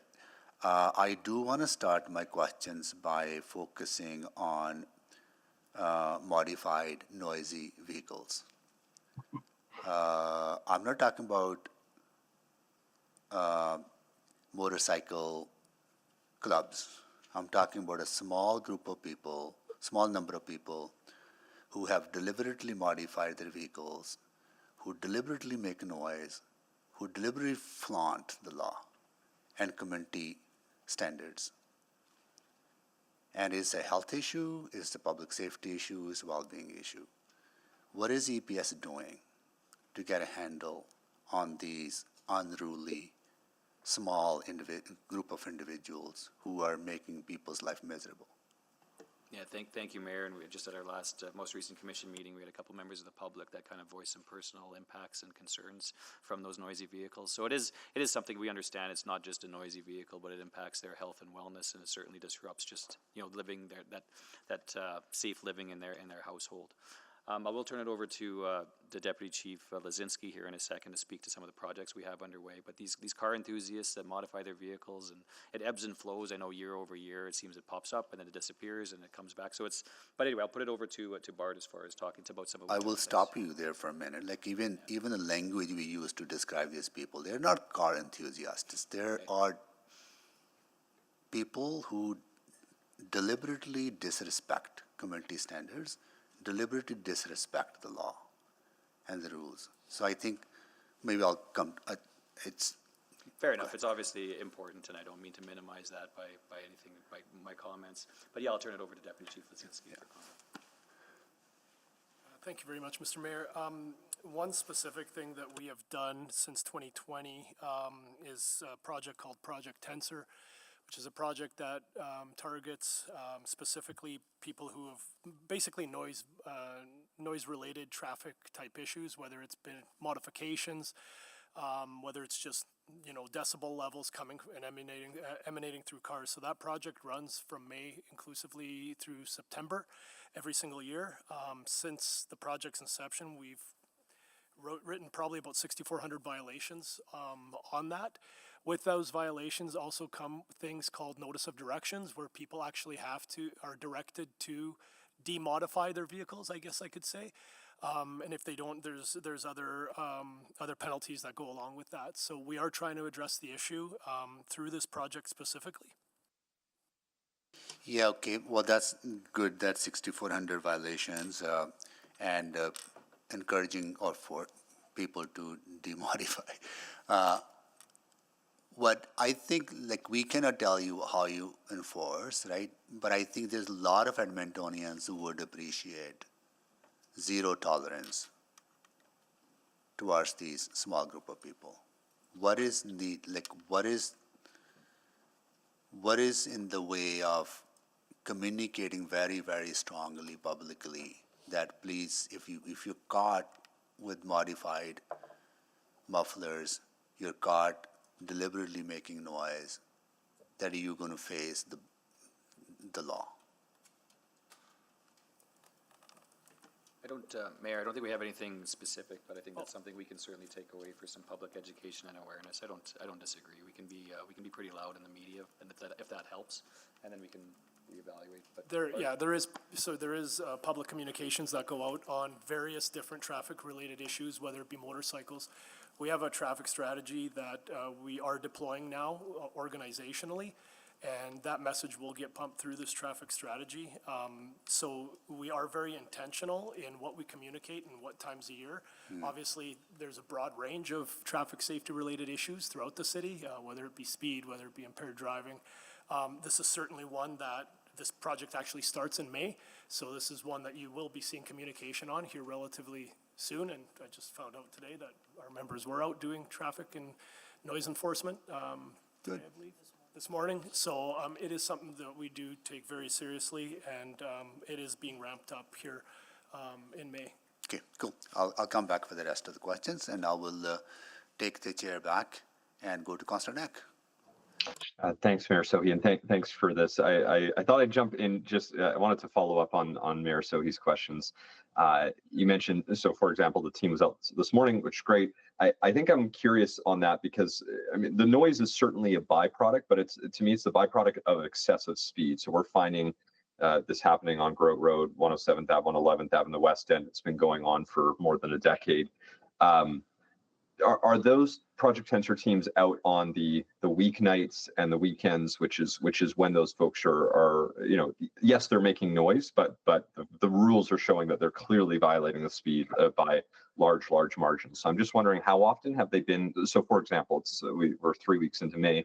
How often would those teams have been out on sort of the weeknights or weekends to tackle the excessive speeding and the other supplemental pieces, the modifications?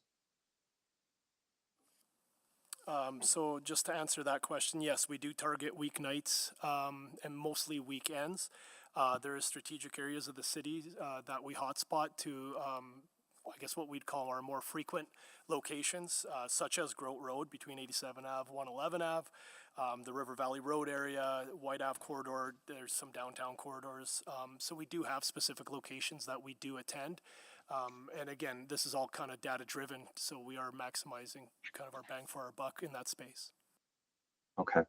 And I guess, so this maybe leads to sort of the other question. Sorry, I had to, as I was swapping between the phone and virtual here, I might have missed it. So I just wanted to ask a little bit, because I was going through the presentation, going through the report, excellent presentation. Maybe I want to ask from the Commission's perspective, something I've talked about a lot and wanted to get a little more detail on is how we try to communicate more of these results. Because I think, for example, the annual report was shared on the EPS's Facebook page. That particular post sadly didn't get a lot of traction. I remember looking back at it, and I think it got a handful of comments.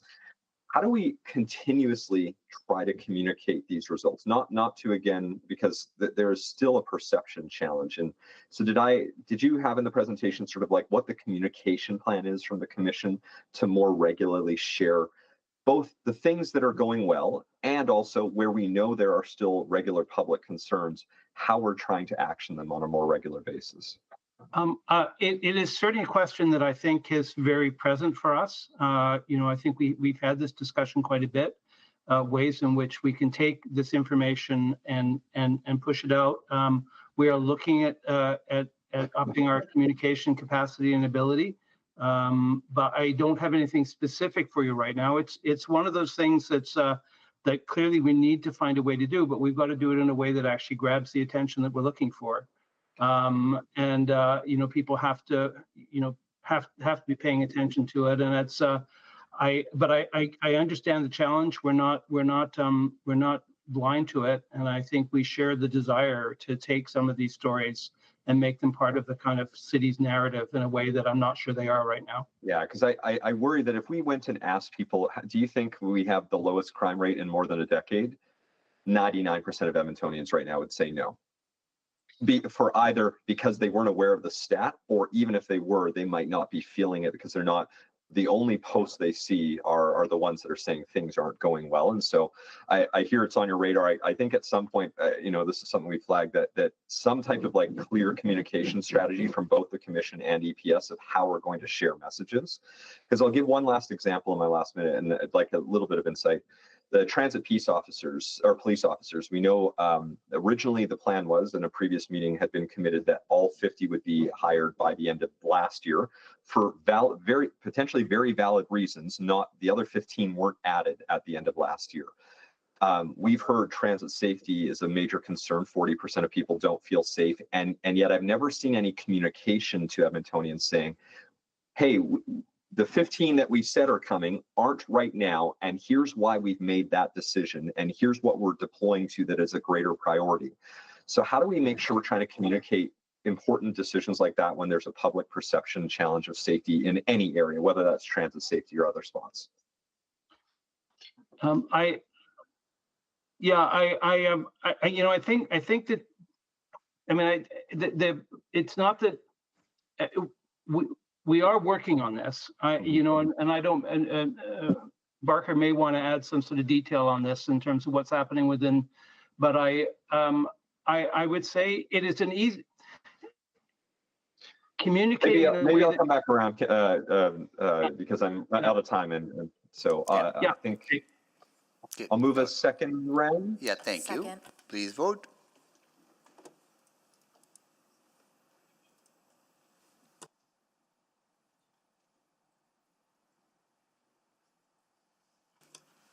We have all the votes.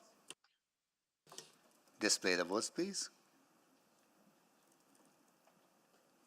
That is carried. Okay. All right. There we go. Councillor Rice. Thank you very much. So, my question related to the two concepts there.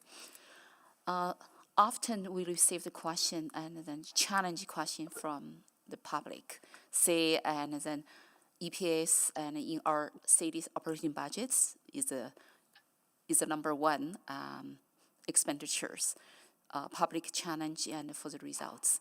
I just want to say, and from today's annual report, and it speaks itself, is really answer many questions. I want to say that first. But for the continuous improvement perspective, because we talk about the visibility, and we still, like at least myself, I still heard some lack of visibility in the newer community area. And that is really obvious in the social media stories and next doors, and people post the videos, and for all those type of property and crime, and also linked to the community safety perspective as well. So my question is still focused on how we can communicate that to the public, also to increase the measures, and the public really feel like, yes, we pay the tax, but we do see the police, and that visible in our community to reduce this type of crime. So I want to get that more specific, and then I know we're not in the place and to responsible for the operation, but from the policy perspective, and then is there anything we could improve from continuous perspective? Thank you, Councillor. I know that there's, other than just, I hate to reiterate what we're doing with the crime management and some of that district fidelity as far as having officers kind of in dedicated zones where they should be more visible, kind of more around the city. But that being said, it's probably more of how do we manage public expectations and make sure we're accessible for those town halls and have that communication directly with the public. So that's something that I know that we're trying to expand, and I know we just did 2 town halls yesterday. We have another 4, I think, planned over the next couple of weeks, just to make sure we hit all of those different patrol branches to make ourselves available directly to the public to answer those questions.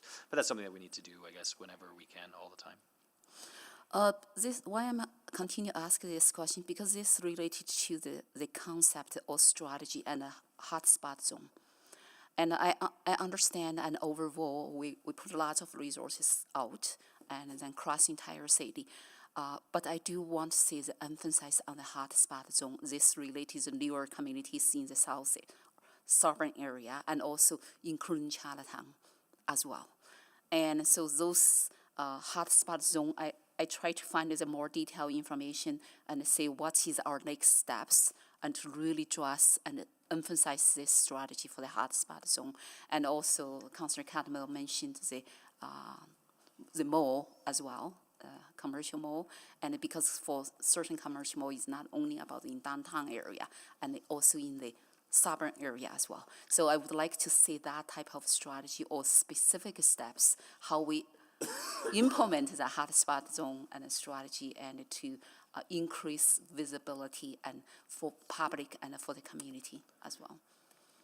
Part of this, I'll turn this over to CITO Anderson here in just in a second, but we start looking again at that kind of that one city perspective. So every one of our 6 branches have very different geographic needs. So something that we're pushing is to our inspectors at each of those branches, as for example, to be that kind of geographic commander, to understand those crime management needs, understand those stakeholder needs within each of those, nuances of that geography, because otherwise, if we're always going to what's most important, inevitably you will pull resources from all the peripheral parts of the city to the core, and then we won't be present to be able to have that deterrence where we need it elsewhere, right? But with that, I'll just turn it over to Ron first. I do want to ask one more question in the last 40 seconds, and for the traffic safety and specific Century Park LRT station, and because for the south area and South Edmonton area, almost 100,000 population, we do not have branch there. We only have one southwest branch and there. But people, when I talk to people, I do meet the 2 police officers at the Century Park LRT station. I am really happy and to see that, and people feel comfortable and talk to them and say them. But I still heard people say, no, I never saw it. So I would like to say, and for the traffic safety perspective for this hotspot zone, and back to my earlier comment, and really emphasize that strategy and implementation. Thank you. My time is out. Thank you. Councillor Rutherford? Yeah, thank you. I want to focus on report around the funding formula for my next round of questions. I like the report, it's great. Just one thing I do take issue with though is, because I think it's really important when we talk about, some of my colleagues talking about communication, that we're all speaking the same language. So in the report, it said that in November 2021, the budget was reduced by 10.9 million. And I read up in the report, it says decreases to budget. But when we're talking about budget as a city and as a municipality, the administration never says there was a reduction to transit from a 4-year budget allocation. It's always about base budget. And so I'm gonna go to the chair of the commission. And because I want to be clear, EPS has never received in this council's term a reduction to their base budget. They did have budget in 2022 that was reduced, but that was budget for an increase. Their base budget never changed. And in fact, I'd moved a motion at that meeting to increase the police budget by 1 million to account for the truth and reconciliation coverage. That's my understanding of what happened. I mean, obviously, I can defer to the two other people in the room who were part of the 2 years that I missed in this. But yeah, the police-based budget was never decreased. An increase, the amount of increase that was expected was not as large as it was expected back in the previous council, and then everything essentially was frozen until the formula funding came in. Yeah, and I completely understand that, but if I was just a layperson reading this report, or even a reporter, all of a sudden I would see this point that says the budget was reduced by 10.9 million in 2022, and that's not actually accurate to when we're talking base budget. It was a reduction to what was a planned increase. My memory was it was in that increase was in the budget because there was a formula that was in place at that time. So in actual fact, it was a decrease from the formula that existed at that time. So arguably, yes, it was slightly different from I think other The city. formula was, I thought the formula was canceled by the previous council when there was that hearing. It was frozen. So I just want to make it clear, and again, council's a continuing body, but I want to just make sure this is where we get some of those communication challenges. When one person says one thing and one person says other, and they're both trusted authorities, that can create confusion. So I'm just trying to make sure we're all saying the same thing and being honest about what happened. I guess another question I have for you is, I didn't support the funding formula, not because I don't understand the principle of consistent, reliable funding for EPS, but I had some problems with the math. Do we think that 30% ratio is fair? If we're talking about and considering funding formulas in the future, how have we been seeing that 30% play out? I just don't see a scenario where we ever hit it. So it seems like an arbitrary cap. When the revised funding formula was started, the 30% was a base of where we were at that time. Is it an accurate number today? That's debatable between all of us in here. Yeah. We are very close to it.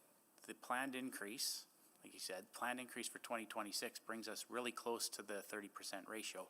However, there's many changes that are coming in place with the ratification recently of CSU 52 and maybe other changes that might impact it. So every year that ratio gets revisited. Yeah. And if there's such a time where we extend past the 30%, we're reduced to that level. Yeah, and this is again where I think that those numbers are really interesting, because our pie chart that we've put out with our taxes says 14.9% of our budget is for police, but then it's the 30% ratio for the funding formula. 14.9% of tax levy. The 30% is based on total expenditures. Because even if there's Councillor Rutherford, there's also, you have to remember that what we're calculating the 30% on is just civic departments, so it doesn't include boards and commissions, it doesn't include corporate programs, all of that. So it's a different base to what we're calculating that 30% on. I just think, again, these are where Yeah, sometimes we throw out so many numbers, it's hard for the public to follow. Yeah, we evaluate it each and every time, and there have been times where we've actually gone over the cap, and then with decisions of council and motions that are made, then we end up back under the cap. So they are hovering very, very close, and if there are decisions of council to reduce civic departments, it will have an impact on EPS. Okay, thank you. Thank you, Councillor Rutherford. Councillor Tang. Sorry, Councillor, I'm so sorry, I'm passing up. Councillor Paquette haven't had a first round yet. Councillor Paquette, sorry about that. Oh, thank you, no worries. But I have found the entire morning conversation fascinating so far. Thank you for the report. Thank you for the presentation. It's really, really great. This is wonderful. So I wanted to follow up on some of the questions about the cars and maybe presentation. I understand that, like, there's sort of a benefit to exuding like a strong authority with the black colors and things like that, and I do think that that sort of authority marker is important. But also, I'm just wondering, do we think about balancing that with sort of like community partner perceptions visually? Yeah, and I think I can answer really quick. Like when I look at our help units, for instance, those cars are specially marked or differently marked than the other patrol vehicles to identify them as a separate kind of team within our vehicle fleet. So that consideration does occur, soften the image, kind of, prevent maybe that perceived bias of what a police car is. So we do consider that within some of the strategies of those outreach units for sure. Yeah, and I understand there's a balance you got to find the balance. But yeah, something to think about. But next, I wanted to talk about, just follow up on the hotspot stuff for a ward-specific concern that I've heard a lot. Now, we've got a provincial shelter at Station Point in my ward beside Belvedere community. And, we're happy that folks are being helped. What happens, though, is on the perimeter and, sort of spreading out from there are folks who are just sort of, they're there. They're allowed to be anywhere in public, but they're also engaging in open drug use, sleeping on the sidewalk, sometimes onto the street, things like that. And then it spills out into the community. And so I'm just wondering, when we look at hotspots, do we take that in consideration about also the visuals so that people can feel safe, that perception of safety? And by the way, that if we could, that would be an effort that would be, maybe important right now, but also important to know that lease for that shelter is up in November. I can start just quickly. So yeah, certainly the fear and perception of safety, 100% is vital to community. When you start looking at this, like hotspots policing, I think we're speaking slightly two different languages. Obviously, it's important in the disorder realm, but it's really meant in the crime realm. Brian, do you have a context for that? We've got good crime, I mean, not good, but we've got high crime rates in that area as well. So it's an overlap. There is an overlap, and a lot of the disconnect with what we're seeing in perception actually is driven primarily by disorder. So we do see crime rates decreasing. The vast majority of the public isn't aware of that or impacted by that. The vast majority sees the disorder every day. Yeah, so seeing is believing, right? Exactly. And so that's why when we're taking a look at how we're deploying resources on a holistic perspective, we are taking a look at where is disorder moving and shifting, in addition to our retail crime, in addition to our violent crime, to make sure we have our finger on the pulse on all of those things collectively. So it is a progression of how we deploy. Okay, so yeah, the community would like some kind of relief pretty quick because they get a lot of property. I can address that specific one about Belvedere as well. So that did pop up very early within our crime management plan as a crime treatment zone, and especially around transit, and we did increase our presence there. We could show that when we have police officers present in those zones, we see a significant reduction in calls for service from the public at the same time. So it does pop up in the data. It's definitely a citywide perspective when we take that data to determine where we need to deploy those resources. Okay, I'll just let you know, I pass by that every single day, and there's open air drug use, there's all sorts of things going on that probably shouldn't be going on. And so the public perception is that no one's doing their job. So just flagging that for you. And what can I tell the community? Are they going to, they would want instant relief, but. Yeah, I mean, obviously, it's just something that we're definitely going to take away from us. It should be part of our identified crime management and, like you said, part of that hotspot zone already. And so, yeah, it's about looking at our data and seeing what we can do to kind of increase our resources where we can, for sure. Yeah. Counselor. Because I'll reiterate just this morning too, I look, because there's going to be seniors are opening up a time capsule right in that area like on the weekend. And this. I know it's these tough things, and I'm not to reiterate, stuff that we've talked about, but we always have these tensions and priorities. I hit one of our parades just at Southwest Branch this morning, and they were all being mobilized, and literally the entire parade strength was being pulled out to do some search warrants on an active file. So these things pull us from being able to kind of actually enable that crime management hotspots policing model, but it's always that tension. Okay, thank you. Thank you, Councillor Paquette. Councillor Tang. Yeah, great. Thank you so much. I think this past year, there's been a few higher profile incidents, and that's kind of when we also get a surge in our inbox, and so I just wanted to kind of bring it back. I do see the reference for use of force. It's a tiny increase, but otherwise consistent. And I also recognize this is balanced with de-escalation tactics and enhanced training to minimize these as much as possible. Typical question I often get is the response proportional? So, we'd like to hear a little bit more about this, and I understand your use of force report was publicly presented last week. So if you can contextualize, I didn't have time to read or process it before this meeting, but if you can contextualize that for us a little bit more here, would be appreciated. Yeah, for sure. And certainly when you start looking at some of those changes, like the use of force over the years, like for example, some of the things that have been communicated. Whenever we have a level 2 use of force, we have a use of force review. And so what that is an assessment, again, of kind of your subject factors, your offender factors, as well as your environmental factors. When you're actually starting to look at all of these factors, a lot of the use of force reports that we're actually doing is just kind of the presentation of a use of force solution. So it's often our conducted energy weapons that we've expanded the availability of for our members, as you're seeing in the use of force data. And that's the way how it's presented with our report right now, even though it's less than 1% of the calls that we're doing. It's still the presentation of that CEW that is still a reportable use of force. So you see those kinds of spikes.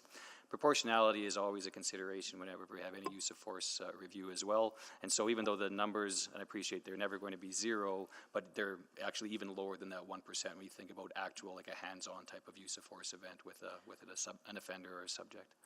Well, I guess I'm just wondering if you can contextualize in the sense that, while this may have stayed consistent, for example, injury to the subject, injury to police officers are they decreasing, increasing? Is that a positive trend that we want to see? Because that's not, I think, included here, right? So it wasn't included in the report. I don't have the numbers right in front of me, but I do know that our injuries were down because I think it was our category 2 uses of force, if I remember correctly, is because, again, the display of weapons, and that's a lot of it is in concert with, again, whether it's the violence or weapons that our officers are coming into contact with. But I'll turn it over to.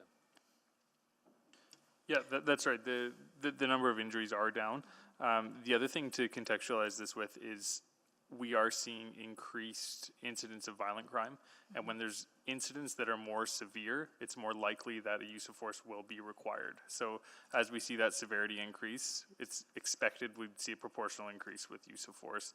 And we saw it marginally increase in both areas here. So it tracks with what we would expect. Yeah.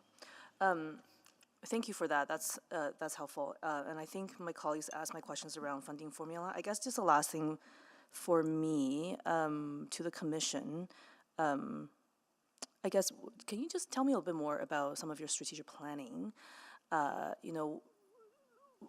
Is that, when can we, next year for this presentation, are we going to hear a bit more?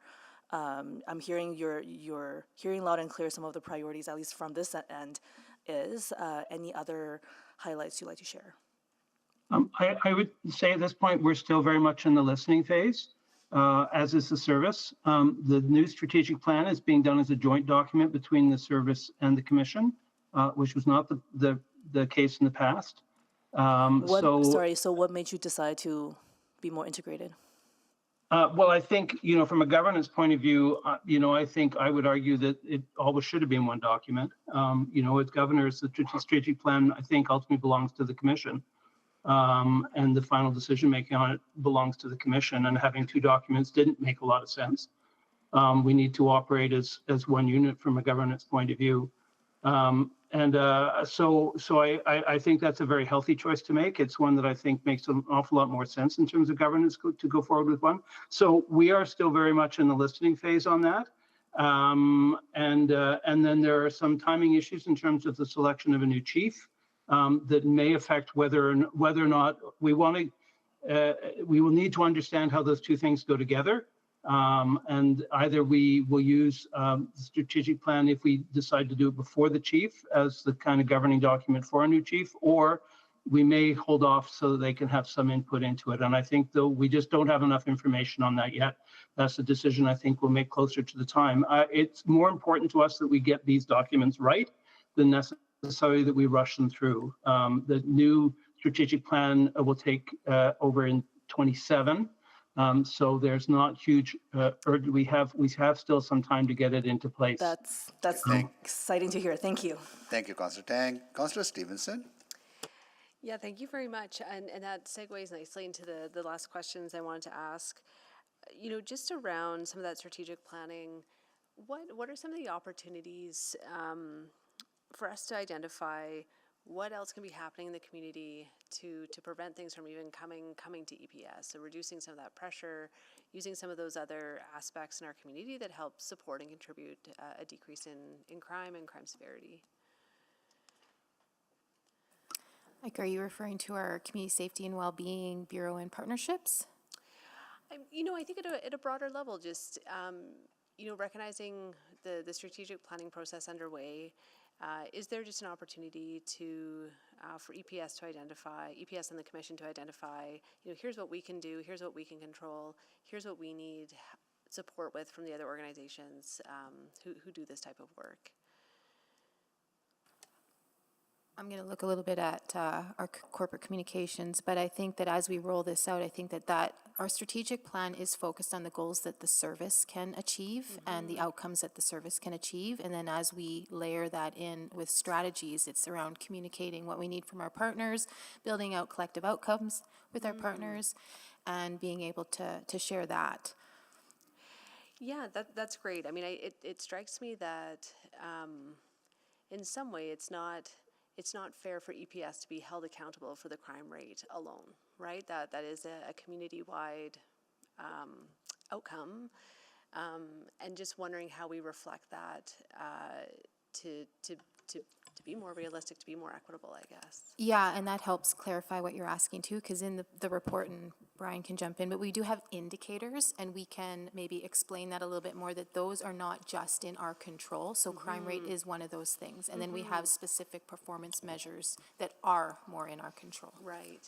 Yeah, and to build on that, the work that I'm doing with Director Horlak at the city, reaching out more broadly to those partners, is exactly that, to understand what those shared outcomes are and how we're going to measure success together. So we have a collaborative workshop next week where we're going to start digging into this exact thing of what are we going to be focused on, what is everyone's role, how are we defining that, and then building that out in much more definitively in the action plan. Yeah, that's great. And sorry, Councillor Stevenson, I guess I would also add that from a commission perspective, I think we're trying to do a better job of public engagement as a whole. So how can we do better in terms of education, communication, and so something that we've talked about in EPS currently is open, a shameless plug, but has open houses that are currently happening this week where the public can engage, and that can help shape some of the strategic planning that's occurring. But additionally, moving forward for the commission, like the hope is for us to do some of our own public engagement, because to your point, public safety is a shared responsibility, and the onus shouldn't be on EPS solely. So absolutely, our hope is in those public engagement sessions that we can provide some education and do some of that more collaborative effort. Excellent, great. That's really exciting to hear. And again, really appreciate all the work. Thank you. Thank you, Councillor Stevenson. Councillor Jans. Thank you. What was the overtime spend last year? I'm sorry, I'm doing this off the top of my head, but it was around $16 million. 16? 16, yes. That, I think it was close to 50 a few years ago. That's a dramatic, no? Is that 16 consistent? It's increased a little bit over the number of years, but so is the rates. Our exact volume I can't speak to at the moment. it depends. Just use the NHL playoffs as an example. You play 2 rounds, certain cost. You go to the Stanley Cup Finals, arguably double. And I'm not sure if you can share it in public, but the member wellness, how many members are sort of either on some sort of leave right now or medical, etc.? I've heard as high as 1 in 5. Is that? It's about 10%. Okay, and is that consistent with other jurisdictions as well too? I see Brian nodding. I can't necessarily answer. It's actually lower than many other jurisdictions. Many other jurisdictions are seeing quite a bit higher in that. Okay, yeah. I know we had moved a motion 2 or 3 years ago around support joint return to work, mental health, stuff like that. Just wondering if that, foreseeing that's taking effect. It sounds like it is. Absolutely it is. Yep. Awesome. My patrol gripes, if you will. Patrol has shared with me, I was over at the Stollery. I saw 2 members sitting with a youngster. They were there for hours. I was too. I saw there was an accident in front of my house. Patrol was sitting on a car, 2 members in the car for hours. When I did my ride along, there was somebody pulled over. Patrol was sitting on that car. On the radio, it was like, well, there goes our night kind of thing. Like we're now sitting on this car for quite a long time. How much of our police time is actually spent? The quote was, if you want faster response times, help us cut the babysitting work. How can we do that? This isn't you. This isn't City Council. This is why is AHS not taking over people once they're in the Stollery? Why do we not have some other traffic safety thing that we don't need 2 members in a car sitting on this? There's just this is. Yeah, just feedback. I promise I'd ask. No, Councillor, thank you for that. And those gripes are certainly very, very real, right? It certainly impacts even the operability that we can, deploy our police officers to do. Honestly, it's a little bit about that being in that space of we're 24/7 and we can't really say no. So when all of a sudden you don't have peace officers or somebody that's in capacity in an AHS environment, somebody has to do it, right? And so we have that availability and we have trained officers to step into that space. But we are continuously working with our AHS partners, for instance, as well as other partners to kind of how do we free up our police officers so that they can actually do what we need them to do. Like if we ran the hourlies, though, I mean, at what point do we just buy 7 EPS tow trucks and get them out there on vehicles, and it's cheaper than having members sitting in squad cars? Maybe, but I don't want to run those. So maybe City of Edmonton tow trucks. Maybe I don't. But this is what I mean.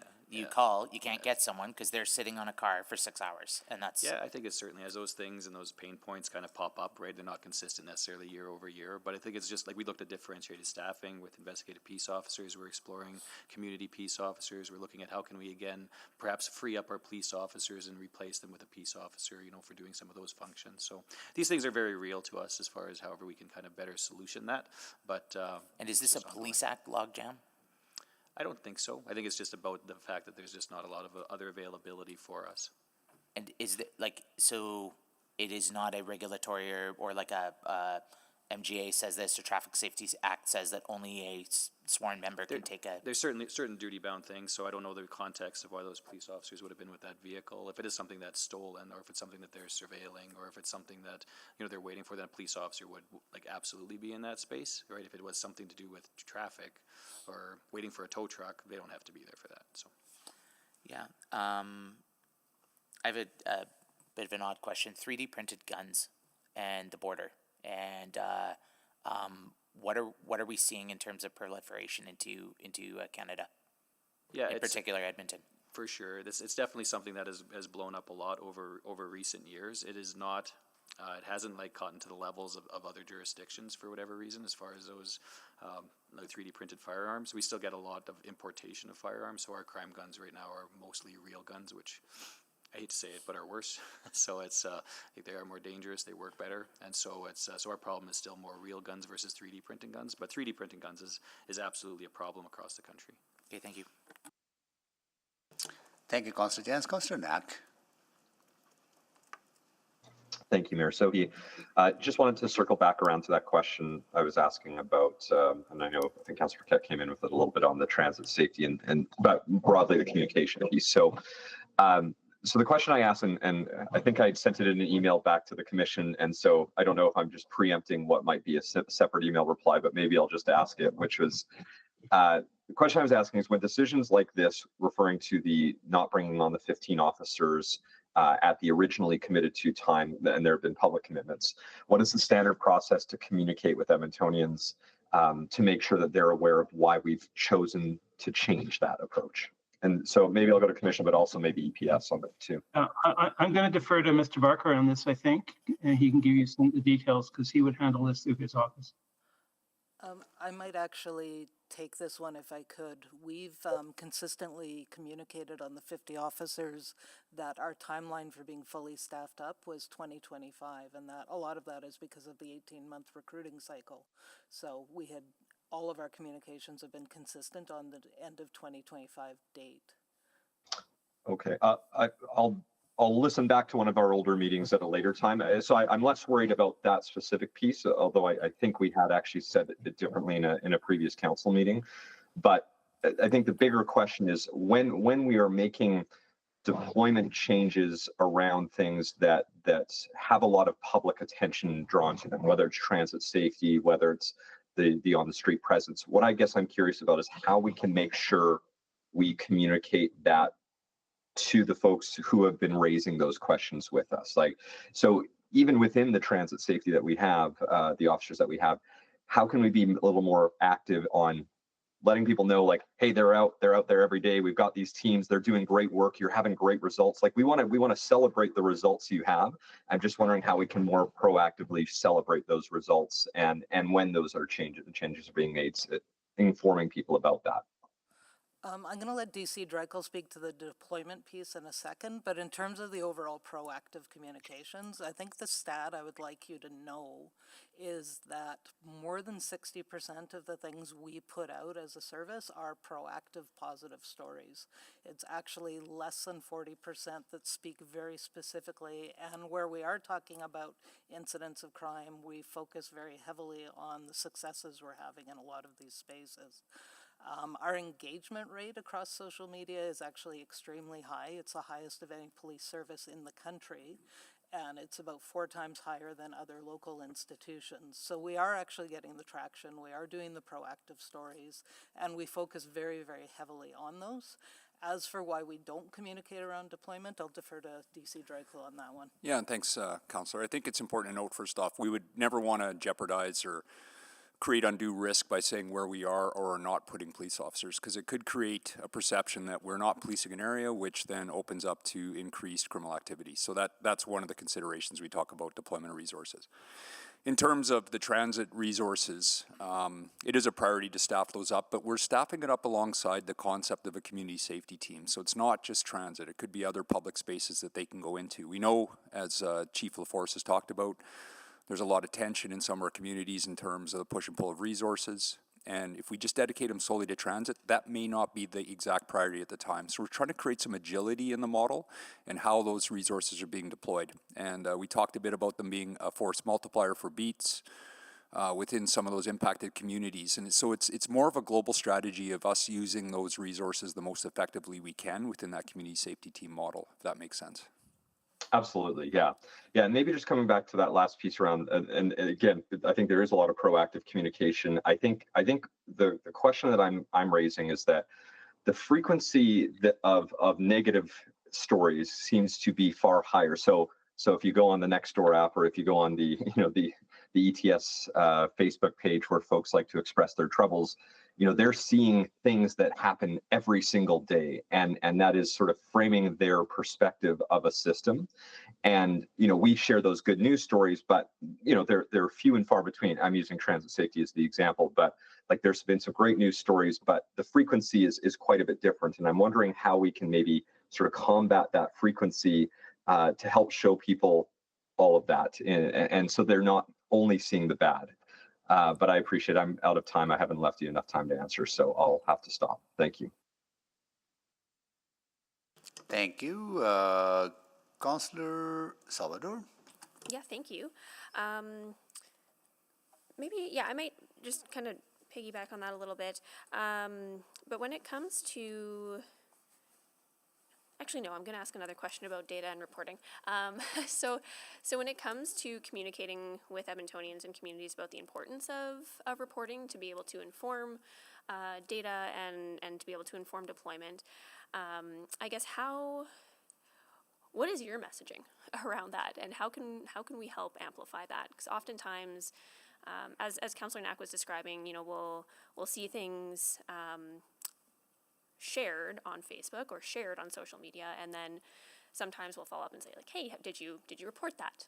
And it hasn't actually been reported. So how do we underscore the importance of actually reporting?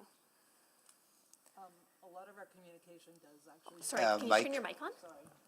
A lot of our communication does actively seek to do that. One of our major campaigns over the last year was our 911 Make the Right Call campaign, which actually got a great deal of exposure across the city. And a lot of that is not just making people aware of where to report, but how to report. And as we move more towards virtual investigations and online reporting, we're going to be working through some more extensive engagement with people about that, and very specifically the reason to report and give us the data, etc.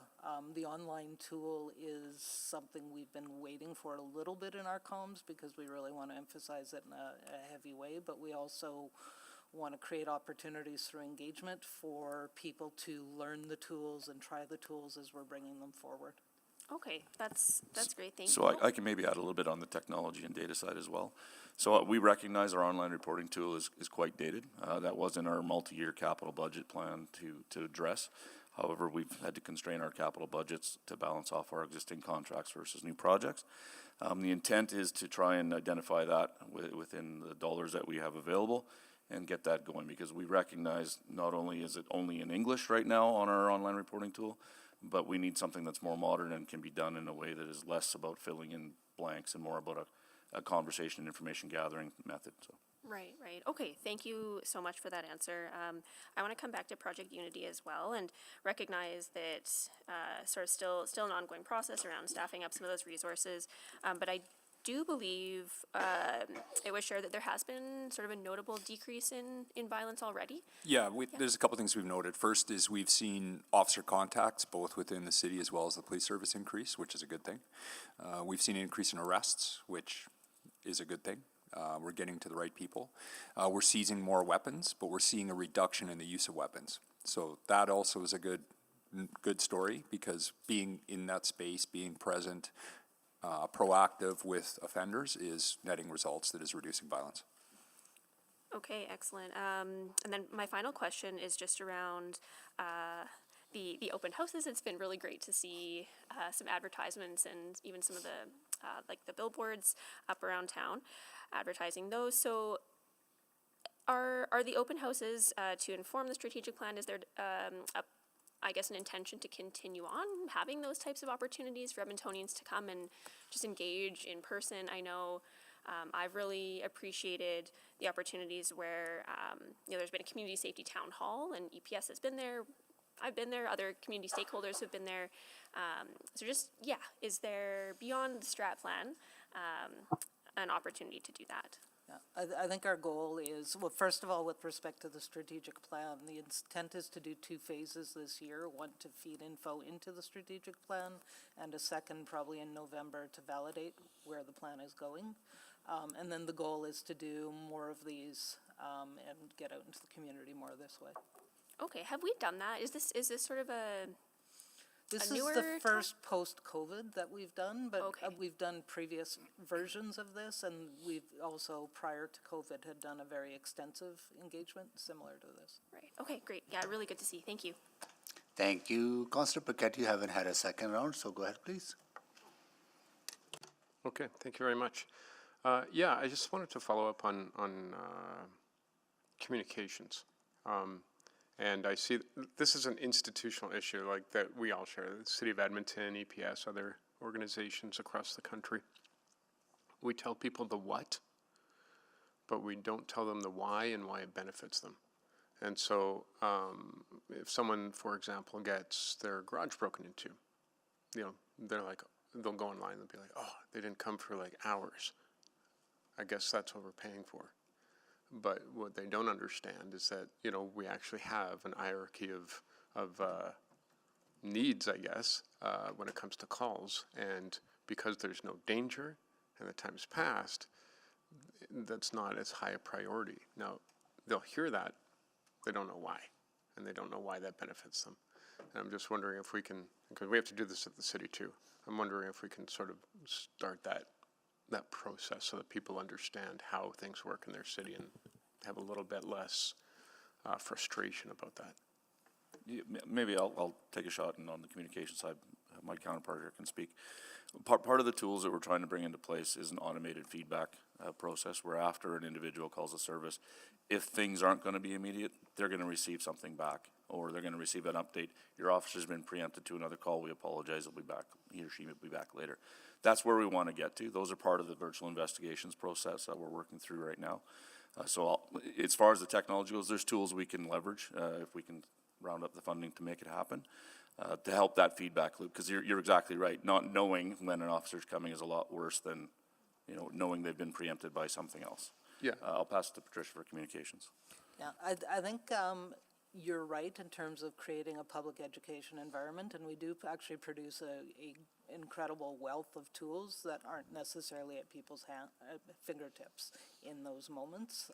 We are looking a little bit, as environment changes, about where people are going to access that information. We're looking to get a lot more into sort of local Facebook pages and places where people are having these discussions more in the moment and figuring out, without us having to we couldn't even begin to do a response-based process, but something that's more proactively based that feeds our information in. It's cumbersome, but we're making that a priority this year to really get to where people are actually going when they're looking for that information in the moment, rather than having it on YouTube. We promote it once or twice a year, but it's not immediately clicking with people. Right, yeah. Maybe even a pinned post for a few months so that people pick it up, they screenshot it. Then when someone says something on social media, someone else who knows the information can share and say, oh, this is why it happens. And actually it saves you money. And really, frankly, if your garage got broken into, that is like a personal violation. You feel bad and everything, but. Yeah, we do through our social media team address and direct an awful lot of inquiries. We don't generally get into a back and forth discussion in a social media environment. It's the why that people always wonder about, right? Yeah, so but we do actually follow up with people through a number of means on our social media team, and we direct things through the organization when they need response. Yeah, otherwise people think that these decisions or policies are just because no one has ever thought about it, when the exact opposite is true. We've thought deeply about these things. Okay, so next, I have noticed that constables on bicycles are using the bike lanes, which is awesome. Keeps them safe, gets them from point A to point B efficiently. Can we do a little photo op on that? You don't have to answer, but I take it as a yes. Okay, great, thanks. Okay, Councillor Paquette. Councillor Wright, you haven't had a second round. Go ahead, please. Thank you. I did just want to follow up, and maybe you've already answered it in part, but so you said 60% of your posts and that on social media is proactive or positive and all that, but you can't help what people share. They're probably going to share more the negative stuff, right? I think I would say that our experience is not any different. Our research is not any different than what the city saw through your Safer Public Spaces engagement, where people are focused on what they see and how it makes them feel. And a lot of times that's what they're responding to in the moment. When something that is truly frightening happens in an environment, people will obviously gravitate to that information for reasons that make perfect sense. We cannot control what people focus on, but we do try very hard to balance out our stories and what we're putting into the environment by focusing very heavily on the success stories, the proactive work, the community-based work. All of those things are very, very heavily dominant in what we're proactively putting out. We do, as an organization, have a responsibility to tell the public when things that are truly frightening happen. If somebody dies in an environment, it's our responsibility to inform the public about that. But again, we've stayed fairly consistently between 60 and 70% of our stories being proactive. Okay, awesome. And then Councillor Knack, I think, mentioned like the Nextdoor app and those things like that. are those ones, and you mentioned later that you're going to start to monitor those or try to respond to those posts? We can look at Nextdoor. I'm not as sure how popular that one is with our audience. A lot of people are still very much on Facebook community pages, but we're aware of Nextdoor. We are also, and I don't know if Brian or Lori want to supplement on what we're doing in terms of some of our community research through Zen City. Yeah, we have an online platform for primarily citizens to share their perceptions of safety. So it's very advanced. We're the first law enforcement agency in Canada to have access to this, where we're able to obtain that data on a monthly basis to understand what people's perceptions of safety are across a variety of different categories on a monthly and even daily basis. Yeah. And then that's compiled where for people to see? For the public to see? Yeah. It's not. It Okay. will. We will start, because we've just started to do that. We will have measures included in our annual report moving forward that'll have more robust citizen perceptions of safety. We use it to inform our operations as well. So we layer that into the conversation on where perceptions of safety are, where violence is, where disorder is, to understand where we should be going and making deployment decisions. Oh, okay, okay. Did you want to say anything else, Lori? Okay. And I'll give a shameless plug again for the open house. It was, and I guess I have to ask it in a question. Was it a good opportunity not only for the public to learn more about the service? Was there any benefit to the members that attended?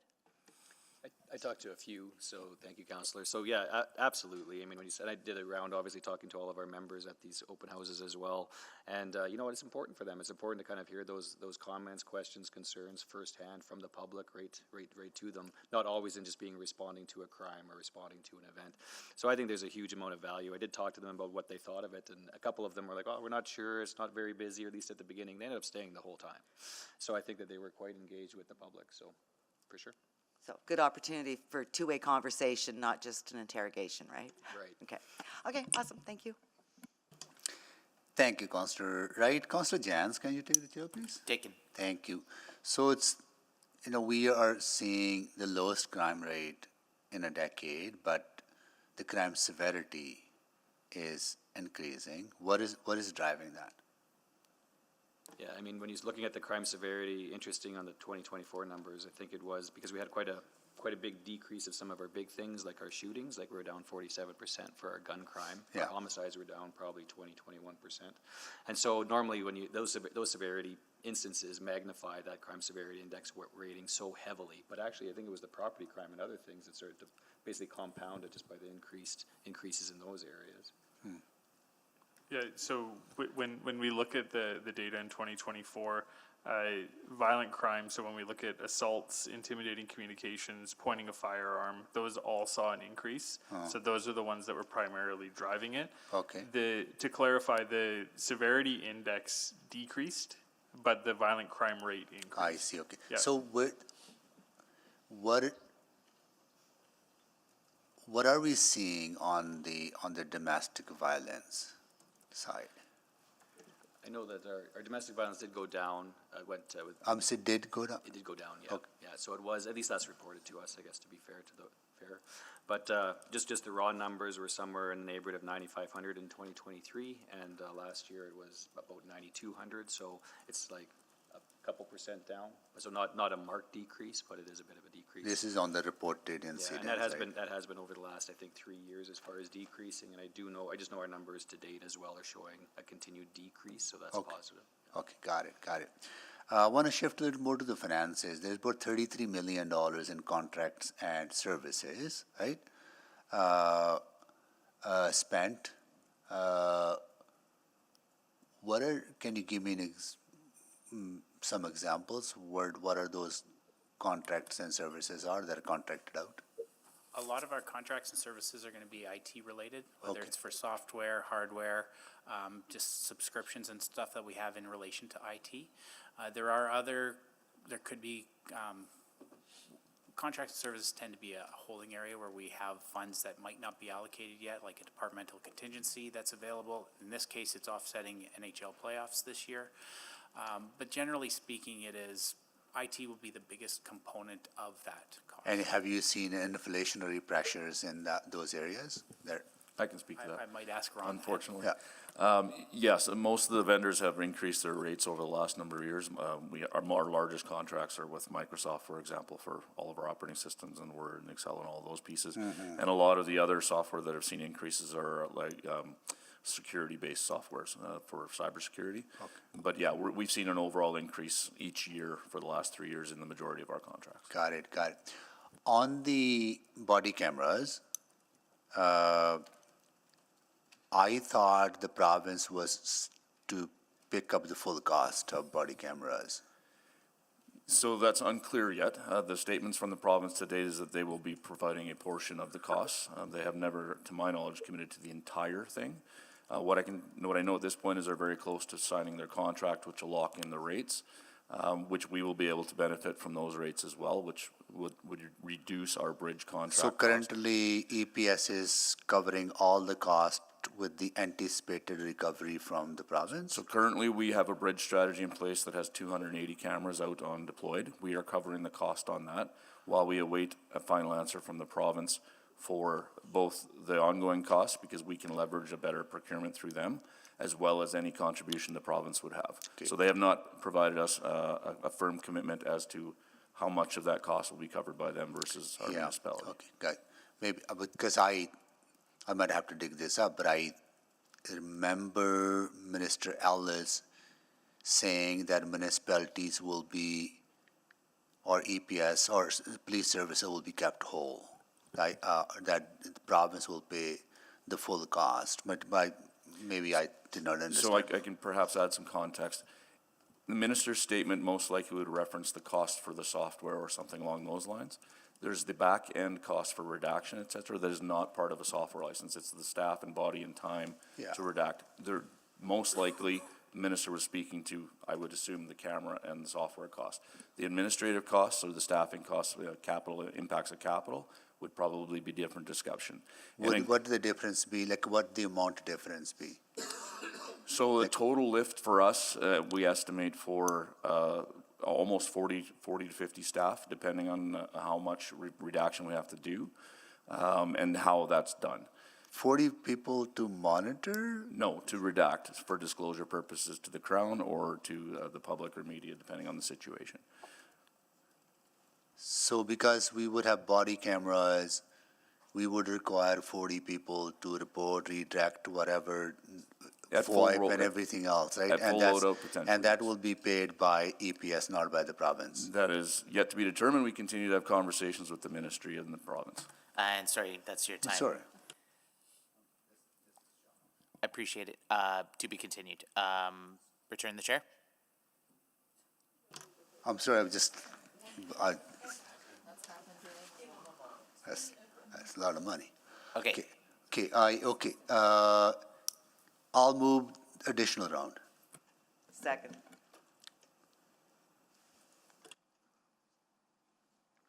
That's moved. We'll call the vote on that. Can I just confirm, of the 3 people on the board, are you to speak to it or further questions? I hear questions. Okay, yeah, so we'll call the vote. Don't call the vote. Can we call the vote? I'm a yes. Thanks, Councillor Knack. I'm a yes. Thanks, Councillor Principe. That's Councillor Hamilton. Oh, even, thank you. One more. Got all the votes. Got all the votes. Please display the vote.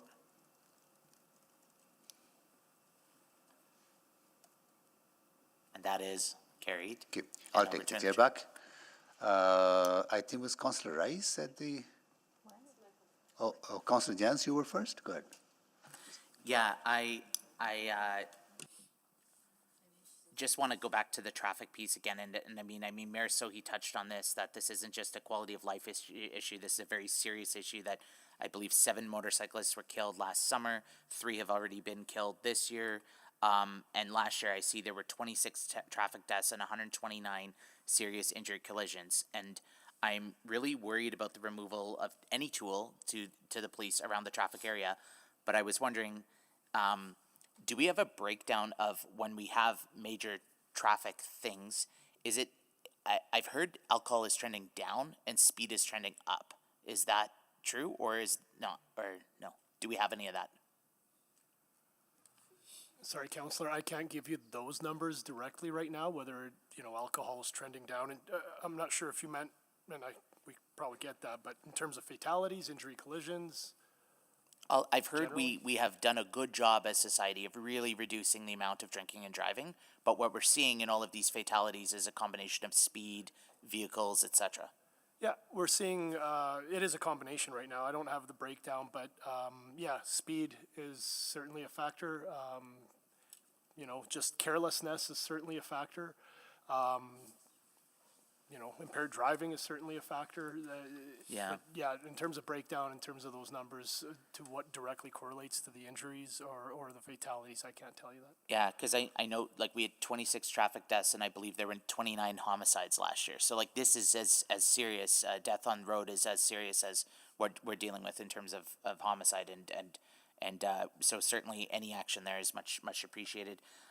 When the photo radar and automated enforcement and other changes were made to the Traffic Safety Act, previous Chief McPhee had been talking about the need for when you're doing excessive speed, your vehicle would just be impounded. Did any of that come to fruition?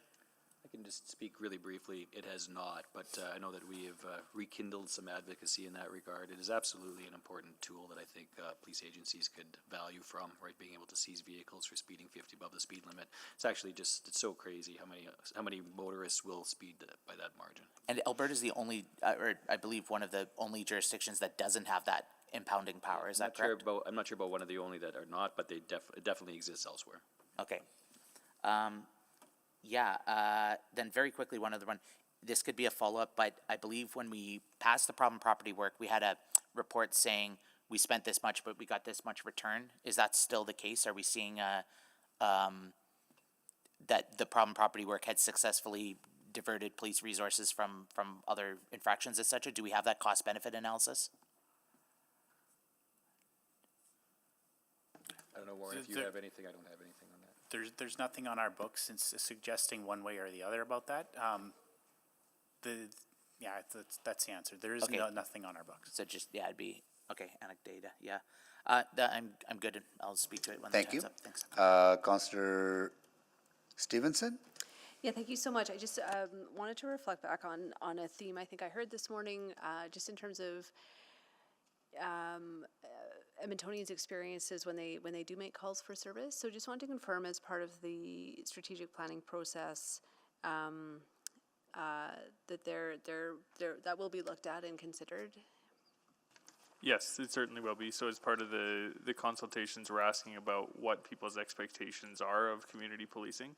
And we want, as we've stated, to have a focus on customer service, understanding how we can best serve the public, and we expect that will come up as part of that. Great. Really, really great to hear. And would that also, sort of look at building some shared expectations in terms of when you call in this type of thing, there's an expectation. Maybe it takes 2 days if your garage is broken in, but just having that clarity of expectation? Absolutely. Yeah, that speaks again to that customer service aspect and what the expectations are and how we're meeting those expectations. Great. And then just for my knowledge, is there sort of ongoing review of 911 calls in terms of understanding that work that happens? Yeah, so there's several different layers. We do audits. We actually have our own internal quality control unit that monitors and reviews those calls. There are standards that we have to apply or we have to respond to within that audit to the provincial government. So there's quite a bit of, let's say, oversight and auditing within that function in 911. Yeah, that's great. And, we were speaking earlier about, really encouraging Edmontonians to report. Something that I come across, which I think is really interesting, is, people will share with me, maybe a challenge that they've had, and I'll say, oh, well, do you want to share that feedback? And they'll say, oh, no, like, I really respect EPS. I don't want to bother them with my complaint. But I'm wondering, that is important data for EPS to have. Is that correct? Yeah, absolutely. However you can encourage reporting, it certainly helps us, right? It's like, again, if it's like we've heard different figures. Certainly, when you start looking at something like intimate partner violence or sexual assaults, we know those are very underreported. But when you start looking at even just property crimes and retail theft, and we have to be more responsive to our commercial partners. And I heard that it went down from a 13% reporting to 9% across the country. So again, these are things that make it very difficult for us to resource, or we end up under-resourcing because we're not aware of the problem. Yeah, well, and equally, I'm also interested in, well, I would assume that logic also flows again when citizens have feedback about their interactions with EPS, whether they're positive or negative, that's also very important data for the service to be collecting. Yes? Yeah? Yes. Great. And, are there ways that we can help folks encourage them to provide that feedback as well? Yeah, certainly a problem that I know is like everywhere in North America or any major city, right, is just how do you encourage the reporting to get that data. And so certainly as rich and as any improvements we have on the data just makes us better at responding. So I don't think anybody solved it, but I know we're seeing some things when we're breaking through, certainly like language barriers or culture barriers or other things that we've put a lot of efforts in. Just again, we're trying to encourage that reporting. Our commercial partners, working with Retail Council of Canada, how do we make connections with our stakeholders? How do we get that reporting? Great. Okay, thank you so much. Okay, thank you. So what we will do is conclude the questions before we take the lunch break.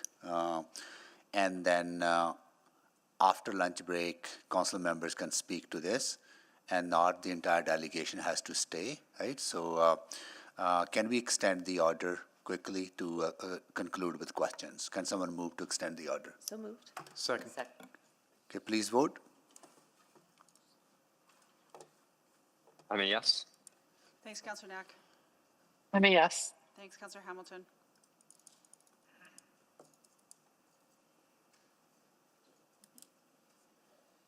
We have all the votes. Display the votes, please. That is carried. Do any other colleagues have any questions? Okay, Councillor Rice, go ahead, please. Thank you so much. So I didn't have a turn other round, and I do have a few questions. Actually, this conversation is really helpful. You know why? And somebody watching the conversation sent me a question from the word I represent right away. So that's why I add my name there to ask a question on behalf of the people.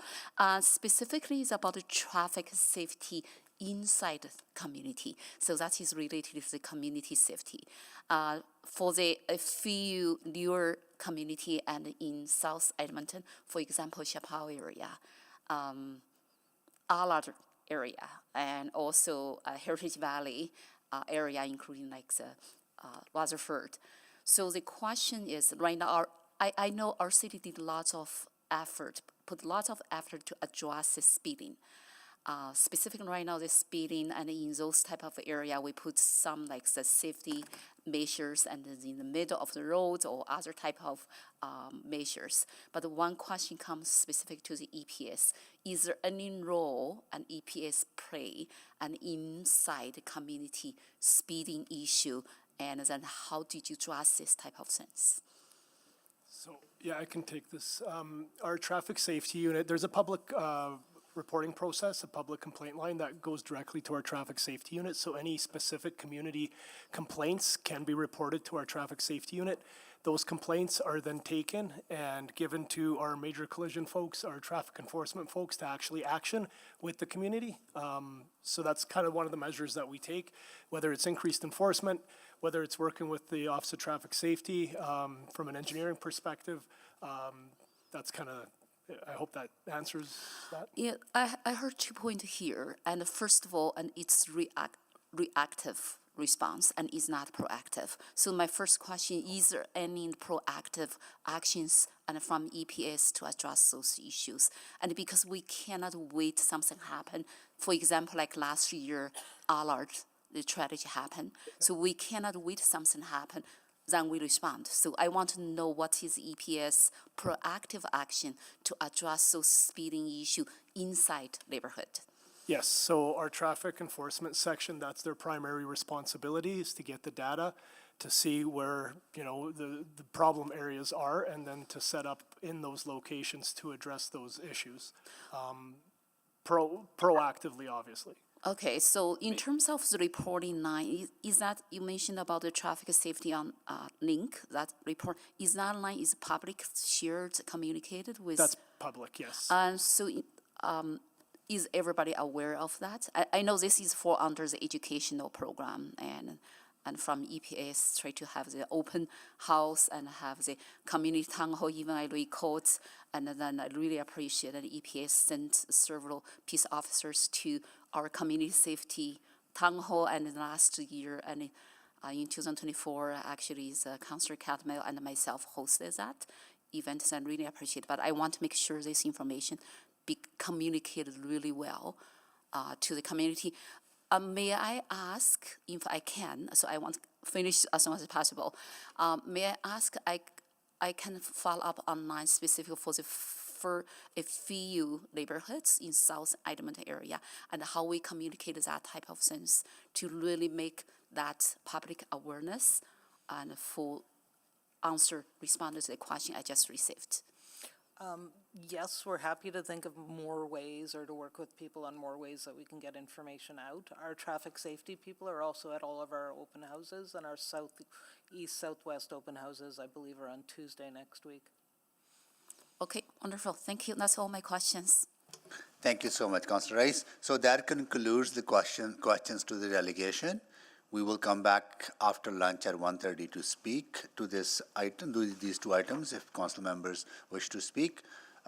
Those who have to leave, please feel free to leave. This has been a very productive conversation, and we thank you for that. Point of order. After lunch, are we going back to the naming item? Yeah, so just to confirm, after lunch, you'll finish up this item. So that'll be item 7.2 and 7.3. And then we'll come back to item 7.8, the concept approval of name sale. And then we'll After we continue. finish these two items. Yeah, and then we'll continue with the remainder of the Right. agenda. Good. Cool. Thank you, everyone. Thank you.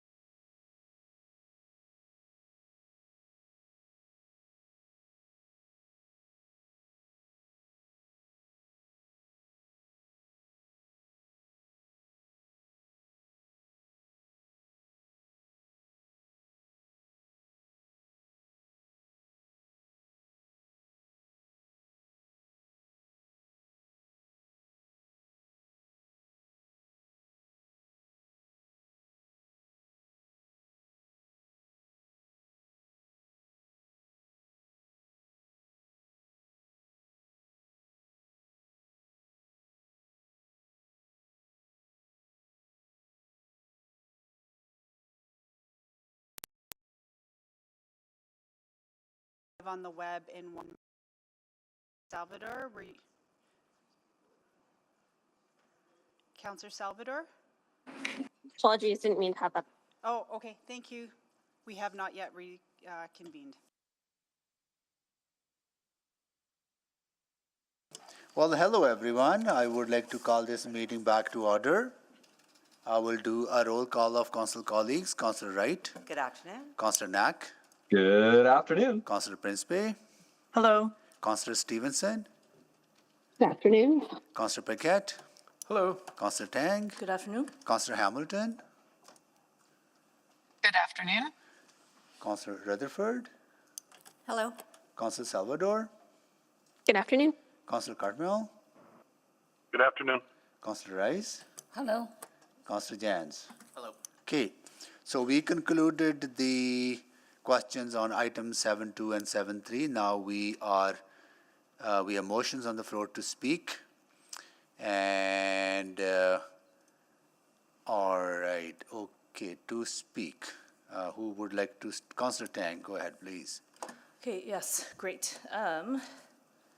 I want to say today's presentation and discussion was a really good example of open dialogue, accountability, and transparency, and I really appreciated the commission and the service for being here, answering questions, and being open to those questions.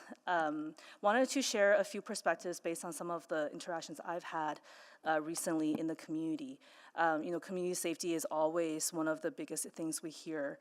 Recently, we collaborated with a community league in my ward and held a town hall around crime prevention and safety and brought together lots of different safety partners, including EPS, superintendent, but also Reach Edmonton and City of Edmonton, including the neighborhood empowerment teams, who's in fact aligning really strongly with the crime reduction plan that the service talked about earlier under the blueprint for violence prevention. And this is something I'm following really closely on. And I have noticed that people always love to ask questions of uniforms, and it's really important that the safety conversation is much broader than enforcement and policing, and I hope to see more of these kinds of collaboration in the community. I've also gone on some ride-alongs with frontline constables. I was actually really impressed by the professionalism, but also it was eye-opening to see in terms of the diversity and volume of calls that officers respond to and how they work with other players in various jurisdictions. Typically we talk and hear a lot about the right resource for the right call, and that policing isn't the answer to all the calls. But I found that it's actually hard to leverage other resources when police becomes the catch-all for everything. It's not impossible, but certainly, I think even today's discussion highlights that there's still lots of work to do. And then one of the other things I saw very clearly firsthand is the backlog of some of those I would say priority 4 calls, sort of middle of the pack issues that a lot of us on this side of the room hear a lot about. And some, often after 48 or even 72 hours, we will get emails from businesses or residents about, where's the response that they had called about. And this fundamentally affects public confidence and trust. And I will say, in participating in recent, these presentations, hearing presentations from new recruits, I was heartened to see how this is actually really top of mind for the service, as well as building relationships with diverse communities through good old grassroots outreach. So I think there's more to come on that, but top of mind for everyone. On the funding formula, because there's 2 reports, we asked a question and police answered, and the funding formula is meant to address population and inflation issues, and I think that is reflected in the report. I was maybe surprised, but perhaps not surprised about how much inflation took up, but obviously everyone's really heavily affected by it. I think there's a lot on the horizon, including a new police chief, and I look forward to hearing about how some of the priority issues that the commission and the service you heard today will be incorporated into the coming strategic plan. And finally, in 2025, I personally have palpably felt a change in relationship between council, commission, and service. It is remarkable what a few months can do. So I just want to thank the leadership of especially the commission chair and Vice Chair, as well as the interim chiefs. It is noticed and deeply appreciated. Thank you. Thank you, Councillor Tang. Councillor Wright. Do I close? Oh, sorry. Councillor Paquette. Okay, thank you. I thought I had about an extra 30 seconds. So let me just pull up my notes if you don't mind, Mr. Mayor. I can go to Councillor Jans. Yeah, sure, go to Councillor Jans. That'd be great. Yeah. Okay. He refuses to. He needs his time. I'm signing it. Councillor Paquette.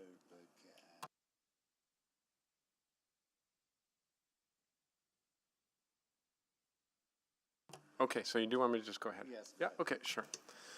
Okay, so thank you, Mr. Mayor. I want to take a moment to acknowledge the work of the Edmonton Police Service in Mordene over the past few weeks.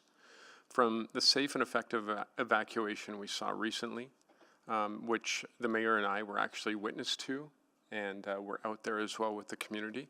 And I have to say that the professionalism, the communication, the care for the people of the community, and these are folks who are not always the first ones who would advocate for themselves, was nothing short of astounding, and it made me extremely proud of Edmonton Police Services. It went off so well, and I do also want to include the city's emergency management services and all the folks at the operations, the city manager's office, and all the people involved there. I want to name them by name, but I don't want to embarrass them. We all worked night and day, very little sleep in that week to ensure that everyone was okay. And it took a lot of effort and a lot of care. I wish the Edmontonians could see that is the spirit of Edmonton every single day. You may not see it, may not be all over the news, may not be all over your social media, but this quiet, dedicated, passionate, caring work is happening every single day. They also were at the Community Safety Resource Fair that we held at South Clairview, and they talked to folks there, they talked to us, and we just had a really good interaction, and it was such a benefit. So I also want to recognize, along with Councillor Tang, the incredibly improved relationship between the Edmonton Police Commission and EPS and us. It has been like night and day over the past several months. In fact, I can say that this is the kind of relationship that we always should have had and that Edmontonians deserve. And I cannot applaud our partners at EPS and at the Edmonton Police Commission enough for the efforts they have made and for the goodwill that they have engendered. And I just wanted to note that because it has been nothing short of remarkable. At the same time, we know that there's still work to do, especially in cases that are complex or when dealing with the most marginalized among us. We have to keep asking very tough questions. And we have to stay grounded in empathy, evidence, and accountability. And from what I've heard, there is a willingness from EPS and the Edmonton Police Commission to sincerely engage on that front, which again is just absolutely wonderful. Looking ahead, we have a real opportunity to shape how civilian oversight functions in our city, especially as the province, as we know, writes the Police Act. They write the legislation. So that work matters. And over the next months and years, I hope that what we get is greater clarity about how that legislation functions, about oversight, and that we can restore public confidence to a higher degree than we've ever seen. Ensure that everyone, regardless of background or circumstance, feels that they are seen, heard, respected, and protected. So I think what we witnessed today and experienced is about building something better. Not just critiquing the past, but moving forward together step by step with honesty, with purpose, and with a shared commitment to a safer city for all. And again, from what I've seen, that commitment is present and that commitment is real. And so thank you, Mr. Mayor. Thank you, Councillor Paquette. Councillor Jans. I agree with what Councillor Tang and what Councillor Paquette said, and I was trying to delete myself off the board. Okay, Councillor Principe. Thank you, Mr. Mayor. I just wanted to say that I think that that was unfairly criticizing past work of EPC, Edmonton Police Commission, and members of it. And yeah, I just thought that that was a very unfair statement. Thank you. Point of order? Sorry, Councillor Paquette, do you have point of order? Yes, there was no criticism of past efforts at all. In fact, it was just a celebration of how efforts now are even stronger than ever, and that should be celebrated and acknowledged. Okay, thank you. Anyone else to speak? Councillor Jans, can you take the chair, please? Yes. Yeah. I want to say a few words in appreciation of everyone who have been working hard to improve safety and well-being in our city. Public safety continues to be our top concern for Edmontonians. Police service has made great efforts to improve safety, and we have seen the results where in certain areas crime has declined and continues to decline, and other areas where more work needs to be done. When I got into this position, I was quite skeptical of the police funding formula, but I came around to understand the value with change context, where we see quite a bit change in how Edmontonians experience and perceive and see crime and disorder and well-being in our community. I think giving a consistent, ongoing funding to provide the kind of support or service that is needed to tackle. I think giving that funding certainty was the right decision to make. We can always quibble with the percentage and whether it's 30% or 25% or whatever. That I think that those are legitimate questions to be raised. I think as a concept, having a funding formula that grows with population growth and inflation is the right approach to take. Community safety and well-being policing is only one component of that. It is broader than that, and this council has been investing in many other areas of community safety and well-being, including building more affordable homes than we have ever built. We have built more in the 4 years than we have built in the past, or investing in crisis diversion teams, or investing in COT teams to improve safety on transit, or investing in how we deal with derelict properties. So there's a lot has been done, or changing bylaws to give better tools to EPS and our bylaw officers to improve safety. So we are trending in the right direction. Yes, there is a lot of work to be done. That is why it is so important that we continue to highlight the facts and continue to engage Edmontonians in this conversation. I also want to acknowledge the hard work of Chair Henderson as well as Vice Chair Amiri. I have been meeting with them over the last number of months.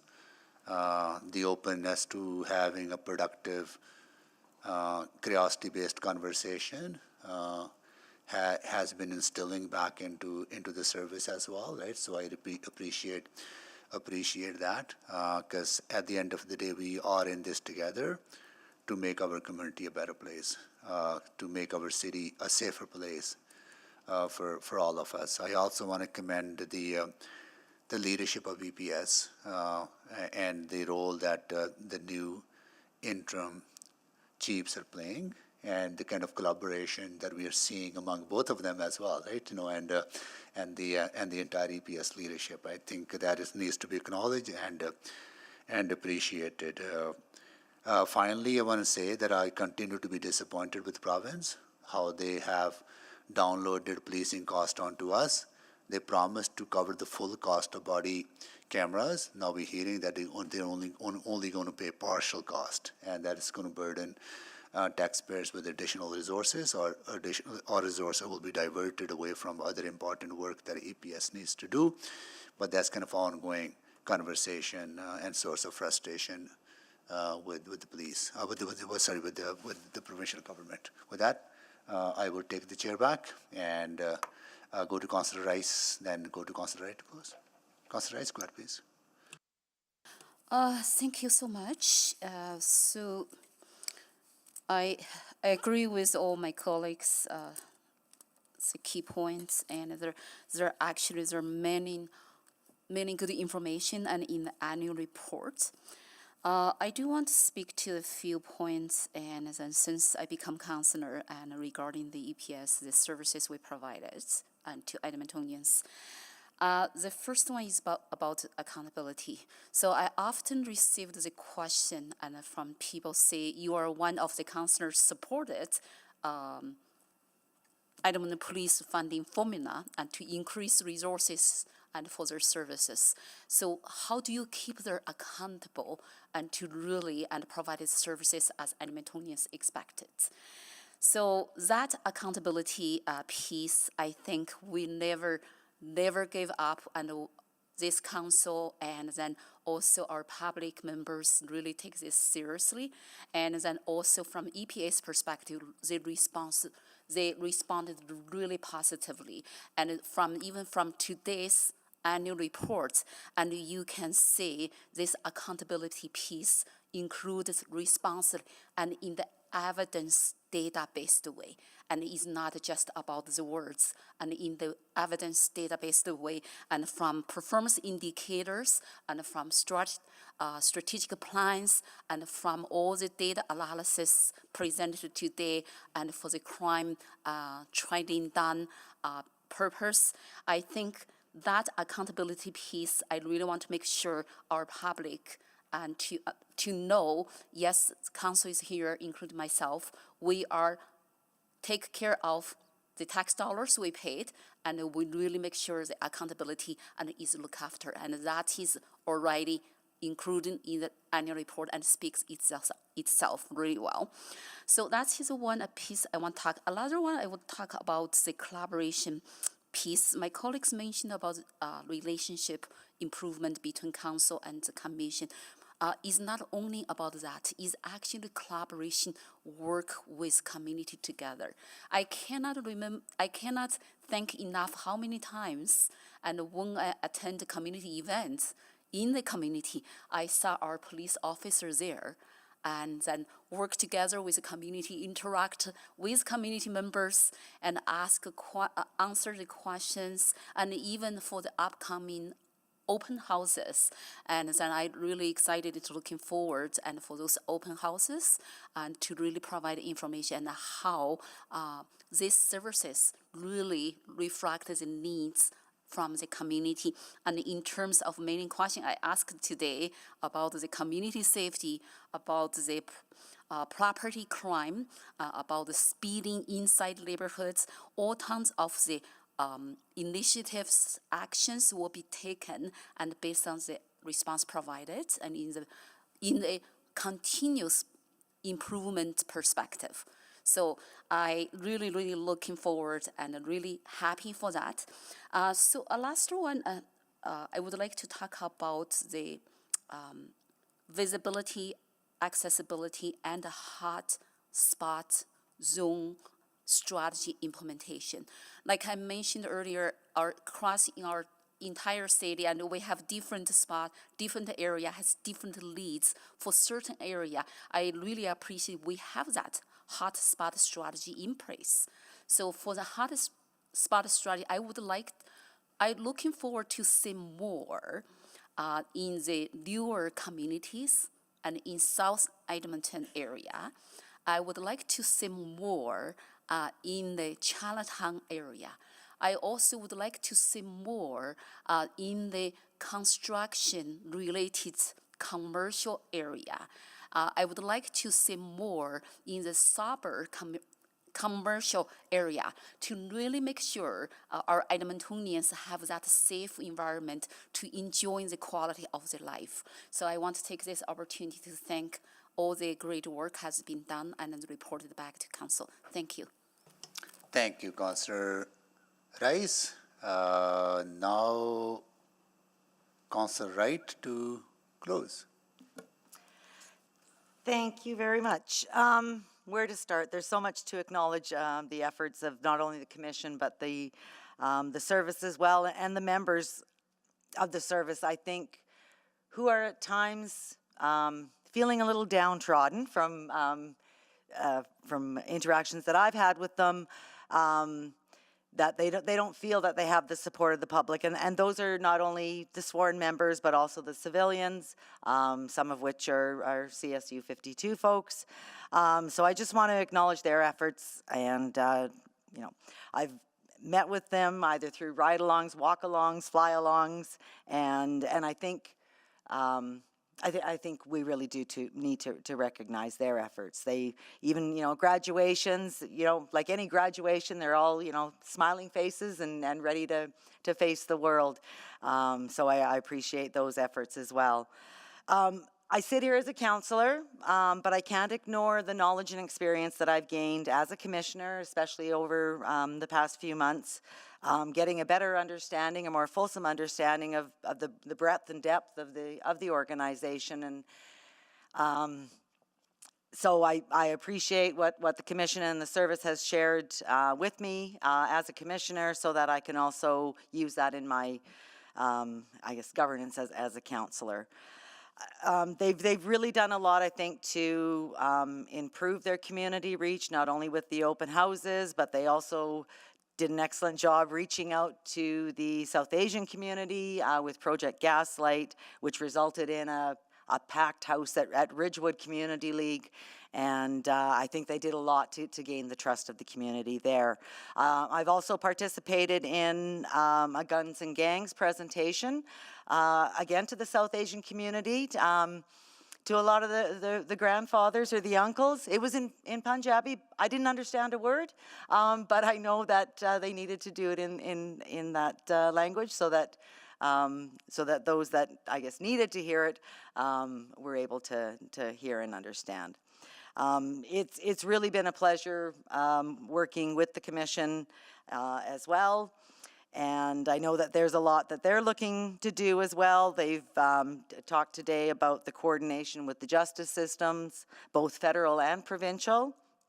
And they've been facing, fallout from the lack of social supports as well, and trying to manage that not only with the public, but I think also with their own officers, and improving the officers and civilian members' mental health as well. So I appreciate the work that they're doing there.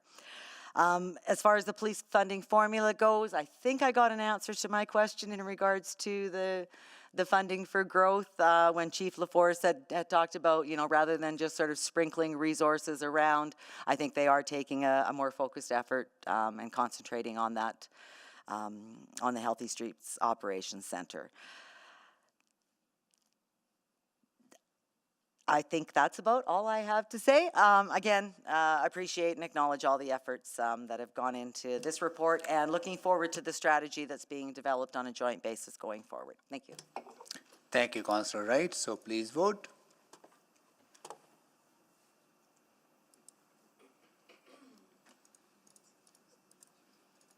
Yes, Madam Clerk. Thanks, Councillor Hamilton. Yes. Thanks, Councillor Cartmel. We have all the votes. Display the votes, please.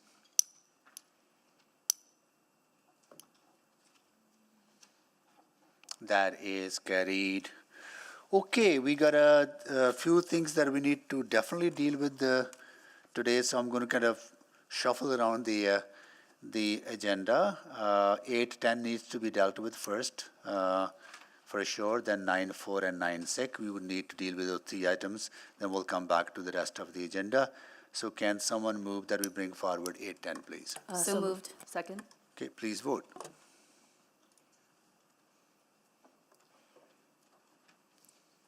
We're just sending that vote out in 2 seconds.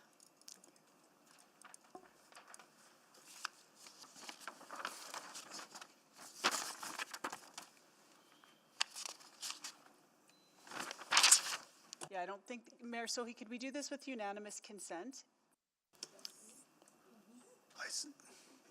Would you, I have no idea what just happened, but you all got to vote? Okay. Here, it is carried. It is carried.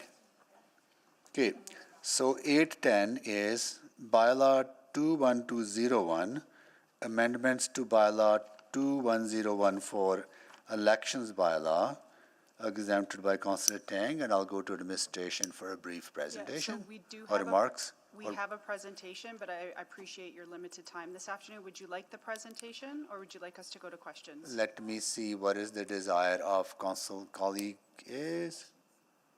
No presentation. No need for presentation. Okay, 2 questions only then, or questions? Happy to just acknowledge that. Please do. Yeah, so just sitting behind me, and if it's okay, I'm going to just sit here. So Gina Smith is the acting elections director, and Ashley is our strategic advisor that is helping out the election project. So Ashley and? Ashley and Gina. Gina, good, okay. Yeah. Okay, Happy to take any questions you might have. all right. Councillor Tang, you exempted this. Go ahead, please. Yeah, great, thank you. I know we've had lots of changes to the election legislation, so, but still being able to provide ways for people to vote accessibly and participate accessibly, I think is really important. So thank you for this report. I think my question is in the community insight section. It says on May 12th, the election solicited feedback from the Accessibility Advisory Committee. I think it's really confused about this because I was at this meeting and one of your team members came and did a teaser about today's item to come back in June for more discussion, but there was an opportunity to solicit feedback. So I just want to be clear that was an engagement. And then I'm a little bit confused just about the sequence. So we're gonna approve this now, and then we're gonna do engagement in June? So happy to take that question. So appreciating that the legislation came at us really quite quickly. Yep. We had already planned as part of the election planning process to work with the Accessibility Advisory Committee as we have in previous meetings. Unfortunately, the timelines did not align, and so I asked a member of the election team to just go and provide a heads up to the Accessibility Advisory Committee. So I'm not sure that in the report we said that there was engagement, but there's just a community insight section under the bylaw. So we just wanted to let you know that we've given you a heads up. The requirements for the bylaw to be passed by June 30th is the absolute maximum deadline. However, there are procurement challenges, and so if council does not want us to move forward with this, I'd like to get direction now. So we were not intending to mislead council, but we have at least given the Accessibility Advisory Council a heads up that this is something that we would like to pursue. It's not an engagement where we're asking how. It's if you support the general premise of providing this service as we have in every previous election. Yeah, I mean, I think generally, I think people agree with that statement that the committee was fully supportive. But then if you come back in June and there are feedback and whatnot, what happens then? So the feedback would be more broadly about how to make sure the election is accessible as possible. So part of the conditions when we look for voting locations, as well as how should the ballots be sometimes designed. There's a variety of different endpoint points, and the Accessibility Advisory Committee in the past has been extremely helpful. So it was my understanding, and I wasn't part of the conversation, that the engagement would be more broad and not just specific to this. But again, when we have very short timelines, it's really not a lot of time to go back and talk to the advisory committee, so that's probably what happened. We just ran out of time. Thank you. Appreciate that clarification, just because I think, you're right. I think Accessibility Committee does provide really important feedback, and I think how we know, because I was confused. I think some of the members were confused, and we're like, oh, had we known this was been the case today, we probably would have welcomed more time at that meeting. But that wasn't the case, and we look forward to the conversation in June. be fair to the person that we sent, I'm not sure at that point in time we knew we were going to be changing the timelines. This has been Okay. a really moving target, and in dealing with procurement and technology challenges every day. And this is kind of brought on by the many changes that's been happening for the past 6 months, right? I will say that this was not permitted until very recently. Wow, okay. I'm glad that we're still gonna be able to offer election platform in a very accessible way. So looking forward to that conversation in June. Thank you. Thank you. Councillor Rice? I do have a follow-up question, but I'm not sure this question can ask publicly or just privately is related to accessibility as well. I would appreciate all election questions being asked publicly. Okay, publicly? Please. Okay, so that means, so right now we are in private, right? Oh, okay. Okay, that's good. So the related to accessibility, there are two groups. Actually, I heard with some challenge to go vote, and one group is annexation area. So annexation area residents and the user address, they have some property has 3 addresses, some property has 2 addresses, and because those property and was located in Leduc of Canteen and before. So the last 2021, the experience I heard, and some residents, they went to the voting station, but the voting station even cannot verify their address, and it ends up they are not able to vote. So I don't know if is a situation and could clarify or change. So I'm not sure what you're speaking about related to 2021 specifically. Yeah, the annexation area. Yeah, I'm So just not. beyond I'm 40, just not, yeah, beyond 41st Avenue. So I just heard from people who live in that area to bring their experience and Yeah, talk no, to me. appreciate that, and I did understand the question. I'm just not familiar with that being a challenge. So, definitely, with all of the legislative changes that have occurred, there will be lots of communication with voters, where we are going to help voters understand not only what ward they're in, but what voting station they need to go to, what advanced voting opportunities are, and what the voting opportunities will be on election day. So we're happy to take all feedback from concerned citizens that can write into us, as well as, again, going back to Councillor Tang's point, we'll go back to the Accessibility Advisory Committee. But the issue that you're raising from 2021, I can't speak to that because I don't have any knowledge of that at this moment. Okay, so, but I just want to raise that awareness and say to make aware, and for those areas residents, if something we can pay attention to make sure when they go to vote and they will not experience the confusion for the address piece. So that is Yeah, that's a great opportunity for me to give a plug. So we've got a bit of a soft launch right now where we're encouraging residents of Edmonton throughout the whole jurisdiction to make sure that they're already registered to vote. So part of the new legislative requirements is the permanent electors register. So we'll be doing a more thorough campaign, but again, clicking on our voters link app through the Elections Alberta, you'll be able to check if you're actually eligible to vote, and you can plug your address in. And if there's any concerns with your address, now's the time to sort that out with Elections Alberta. So thank you for the question. Yeah, that's wonderful, and then to have the opportunity to sort out the address issue, because right now the complaint is about they still have like 2 addresses, 3 addresses. They don't know which address is in the system, and then could verify their vote. Yeah, thank you for raising the question. For the voter qualifications, so it's be used that way. So that is one question. Another question is about the senior centers, and the senior centers. There are many seniors living in the retirement building. Some seniors, they may not physically and can go to the voting station. Yep, so Councillor Rice, I just want to be really clear that the authority that's delegated to me as the returning officer is to determine the best locations within each voting subdivision for voting. Yep. And we do take that all into consideration. So I just might ask that Council sort of curtails its questions to the bylaw that's in front of you, just because a lot of authority to run the elections has already been delegated in the election bylaw, and just to make sure that we're staying, sort of as arm's length as we need to in running and operating the election. Yeah, but again, I always appreciate. happy. Yeah, I appreciate. I just want to bring that point there, and from what I heard. Yeah. and seeing if there anything is relevant or not relevant. That's is why at the beginning I'm not sure. So, but I do want to bring that and for the senior centers as well. And many senior centers in my area, and they actually say that they're not physically can go, and then what is it could help they get and Yeah, achieve. so again, there's always opportunities to vote at advance vote, and there's going to be extra flexibility in having special ballots, which are mail-in ballots. So again, accessibility and access for the ability to vote is a key tenet of how we organize the elections, and we'll be rolling out more communication publicly to all residents and potential voters later this year. Okay, thank you. That's my question. Councillor Paquette? Yeah, so just for clarification, who can request an elector assistance terminal? Just eligible voters if they've got issues. Any eligible voter can request that? If some at either an advanced voting station, or there'll be a single point on election day. We haven't yet determined what that will be. Okay, what happens if we have way more people requesting it than we anticipate? What do you mean, sorry? Like, let's say, okay, let me put it another way. What's the capacity then?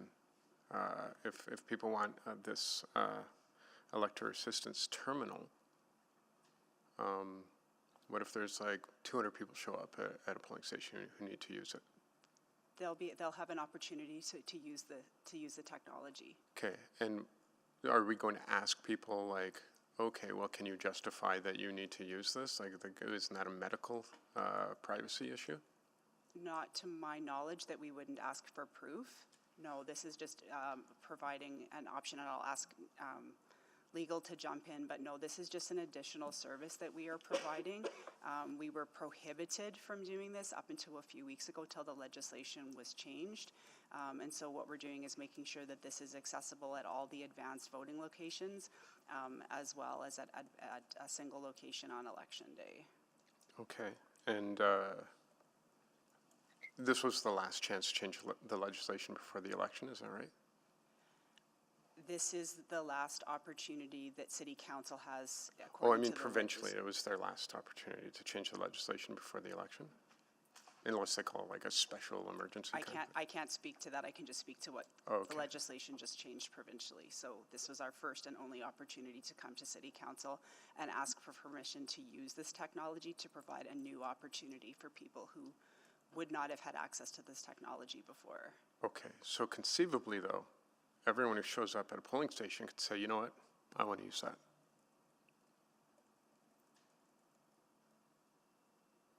I can't speak for how Edmontonians are going to choose to vote. But conceivably it could happen.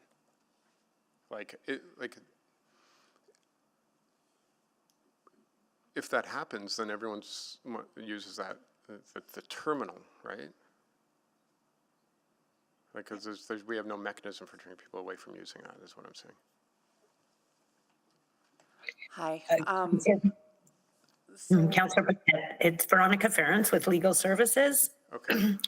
I don't think that our intention would be to ask people for proof of a disability.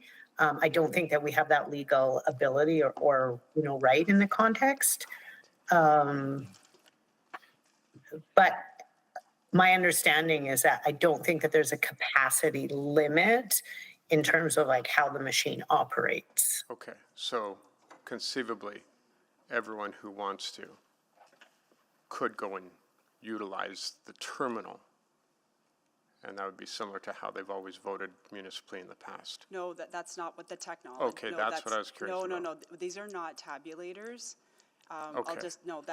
So just to be really crystal clear, Yeah, this is about providing support for anybody who is not able to vote as they regularly would. This is an extra assistance that's being provided to allow people to vote independently. No one is going to be turned away. There are lots of different options. This is a option that just provides a bit more support so that people can vote independently. That's what this is about. So if you are able to vote regularly, I just want to be really clear, we are not introducing electronic voting or tabulators or how your experience has been in previous elections. That is not permitted under the legislation. the minister had made a recommended change that did allow us to use this elector-assisted technology in certain circumstances. It is a choice. It is up to the municipality, up to City Council, if you want to give me the authority to use this for a few very limited opportunities to increase the accessibility for advanced voting and election day voting only. Okay, that is very interesting, and I'm out of time, but boy, that's a lot of conversation right there that maybe was not anticipated. Okay, so, and not at the municipal law. So, Mr. Mayor, I'll move first reading of bylaw 21201. Second. Okay, please vote.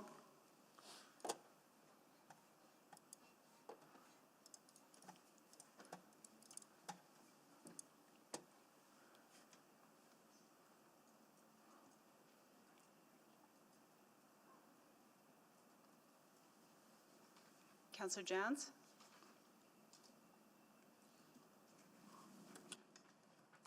We have 12 votes.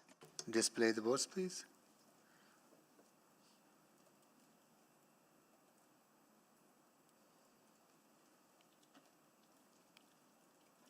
That is carried. Before I move again, should we see if anyone wants to speak to this? Or close? We are voting on the bylaw, so. Okay. Okay. Are you moving the second reading? Yeah, I just wanted to make space just in case. No. Okay, because Councillor Tank selected this. Okay. So I will move second reading of, now do you want me to say the amendments to bylaw 21 or just bylaw 21201? Yeah, you can just read out the bylaw, just the bylaw name. Yep. Second reading, please. Okay, Second. please vote.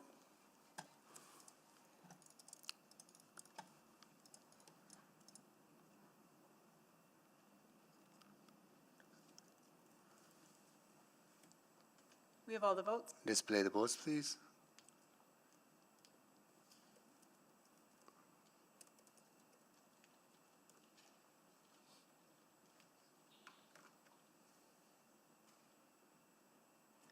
I'm not sure if it came up on the screen, but It did not. it did carry. Okay, carried, okay. Okay, Mr. Mayor, I'll move that bylaw 21201 be considered for a third reading. Second. Please vote. Yes. Thanks, Councillor Jans. It is coming. Maybe.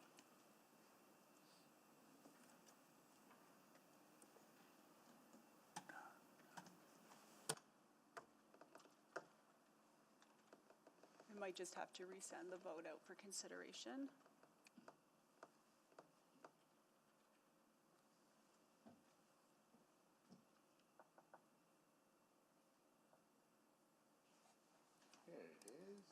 We'll unmark. Councillor Jans is absent. You're still in favor? Thank you. We have all the votes. Display the votes, please.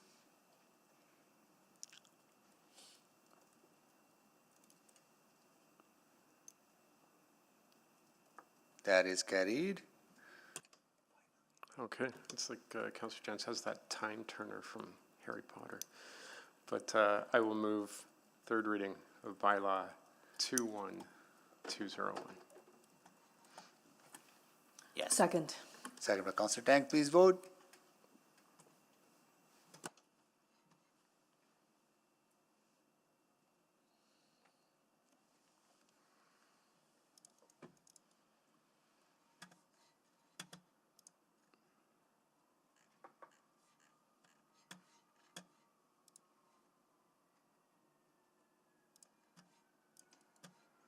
Just waiting for one more.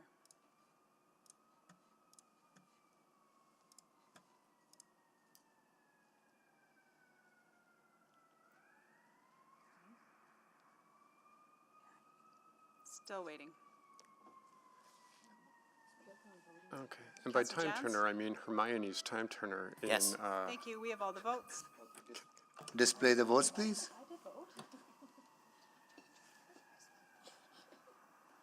That is carried. Okay. Next two are in camera. Can someone move that we go in camera, please? So moved. Second. Second. Please vote.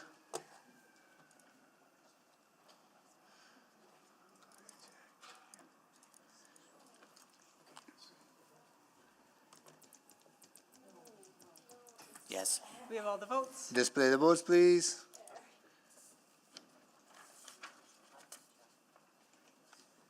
I can confirm it passed. I do not know what's going on with you. It is carried, okay. Yeah, it passed All unanimously. right, sorry, Stephanie and Jack.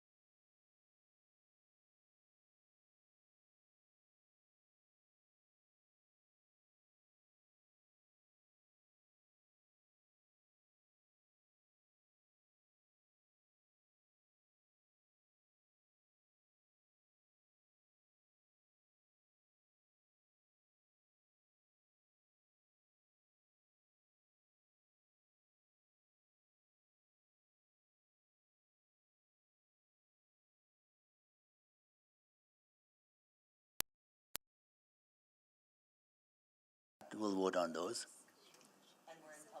We're now in public. We're Okay. live on the web.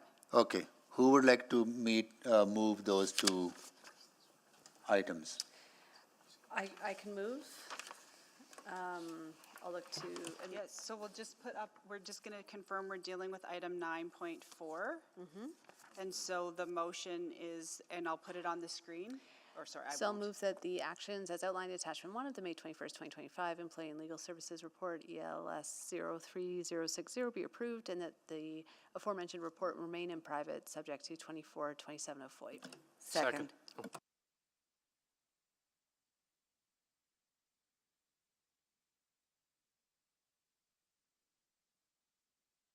Please vote on 9.4.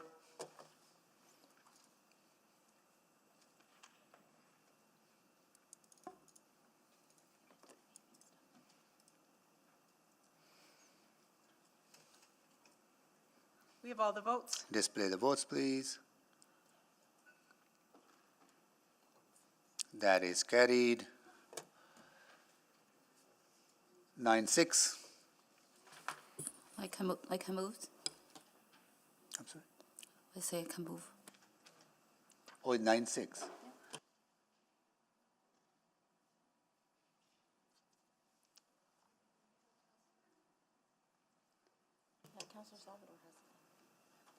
Oh, 9.6. Oh, sorry. This is, oh, okay. So, there's some changes. Councilor Salvador, go ahead. Okay, so I'm just looking to the clerk to make sure. So just, I'm not sure if we've got this drafted, but just to confirm that the actions, number 1, 2, 3, 4, and 6, as outlined in attachment 1, be approved and that the whole report stay in camera. And 5. Okey dokey. But we're going to do that as a pub. Can we separate that 5 out, please? We would like to have 5 separated.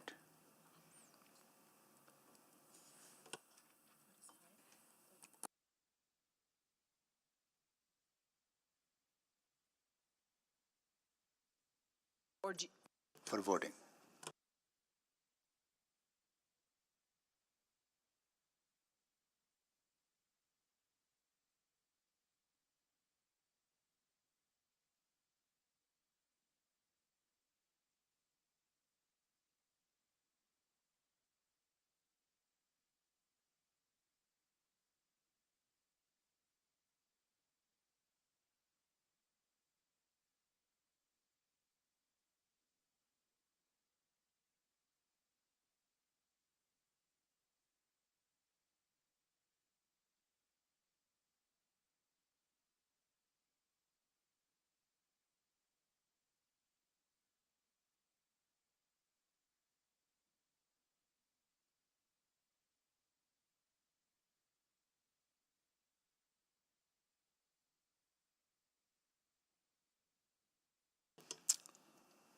Okay, explain that, Aileen.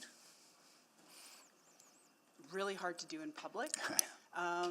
But within your private attachment, there's 6 actions. One of the actions was to have, if it passes, for us to come back in the future with a report that would contain policy amendments. So that would come back later.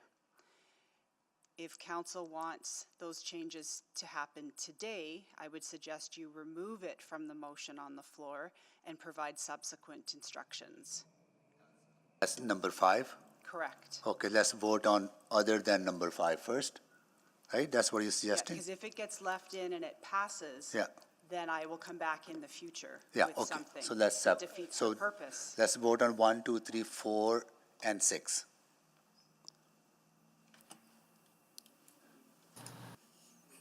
Can we separate point 2 for voting purposes, please? So just so that I'm clear, Mayor Sohi, that I get your instructions, the motion that Councillor Salvador is putting on the floor is that the actions 1, 2, 3, 4, and 6 be approved.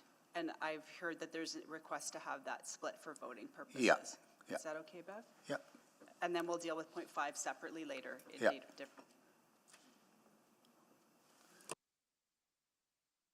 So just to confirm, Mayor Sohi, you want to vote on 1, 3, 4, and 6? And apologies, I appreciate there's lots of moving parts here. Yeah, so part 1, 2, 3, 4, and 6 as. Sorry, I know, but that's what we're going to be voting on. Then we're going to be splitting. So first we will vote on 1, 3, 4, and 6. Correct. So please vote on 1, 3, 4, and 6. But just give Bev 2 seconds. She's got to split it out, and we'll send the vote out.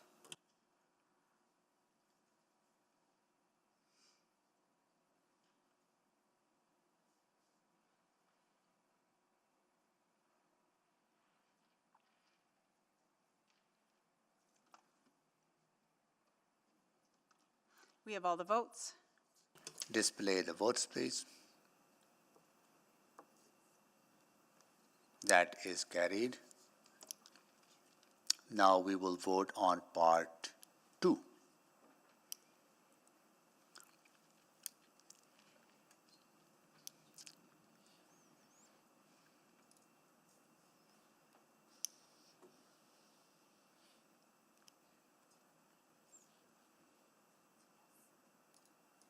Okay, please vote on part 2.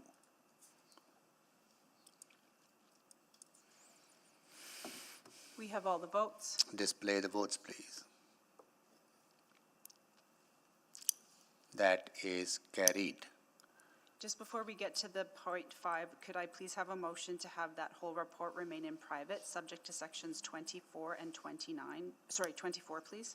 So moved. Second. Okay, please vote. It's 24 and 27. 24 and 27.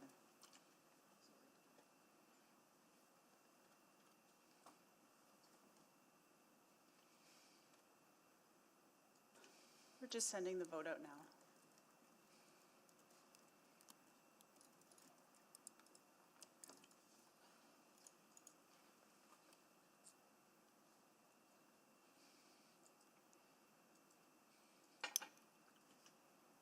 We have all the votes. Display the votes, please.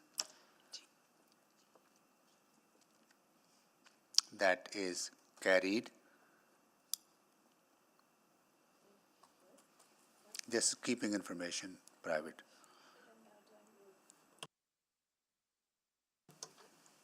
Point 5 now. I think there's a new wording on it. Yeah, so if you just give me 2 seconds here, Yeah. I'm just going to put it in the chat so that you all have access to it. If you just, and Mayor Sohi, if you'd like me to print that for you, please let me know. I'll check in the chat here. Okay, it's just coming out.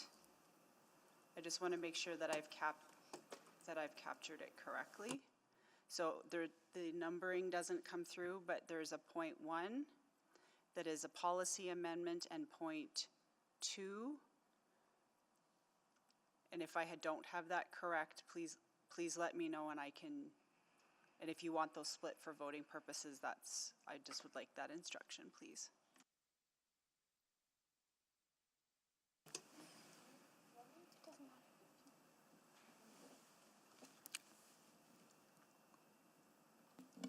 I would like that split, please. Just wait for the chair to have a chance to give us the okay, and then I'm happy to send it to the clerks to post.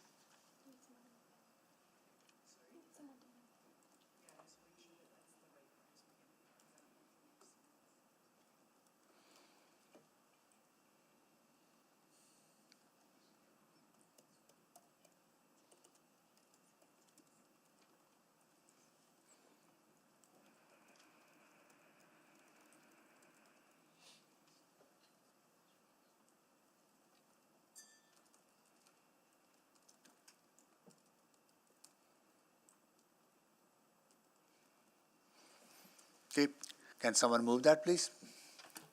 I'll move that Council Policy C618C, Councilors' Budget and Expenses be amended by adding the following. In Sections 8F, Community Expenses and Eligible Expenses, Organization Sponsorship and Advertising Expenses for events that occur after May 31st of a general election year. In section 9F, communications and eligible expenses, expenses for ward newsletters, mass electronic mailouts, or other ward-specific advertising that will be distributed after May 31st of general election year. Second. Oh, sorry. That administration prepare amendments to bylaw 20901, council disclosure bylaw, to add a requirement to disclose gifts and benefits received by members of council. Second. Okay, we have a motion on the floor. Councillor Principe? Thank you, Mr. Mayor. I just have a question about the second bullet point, the gifts and benefits.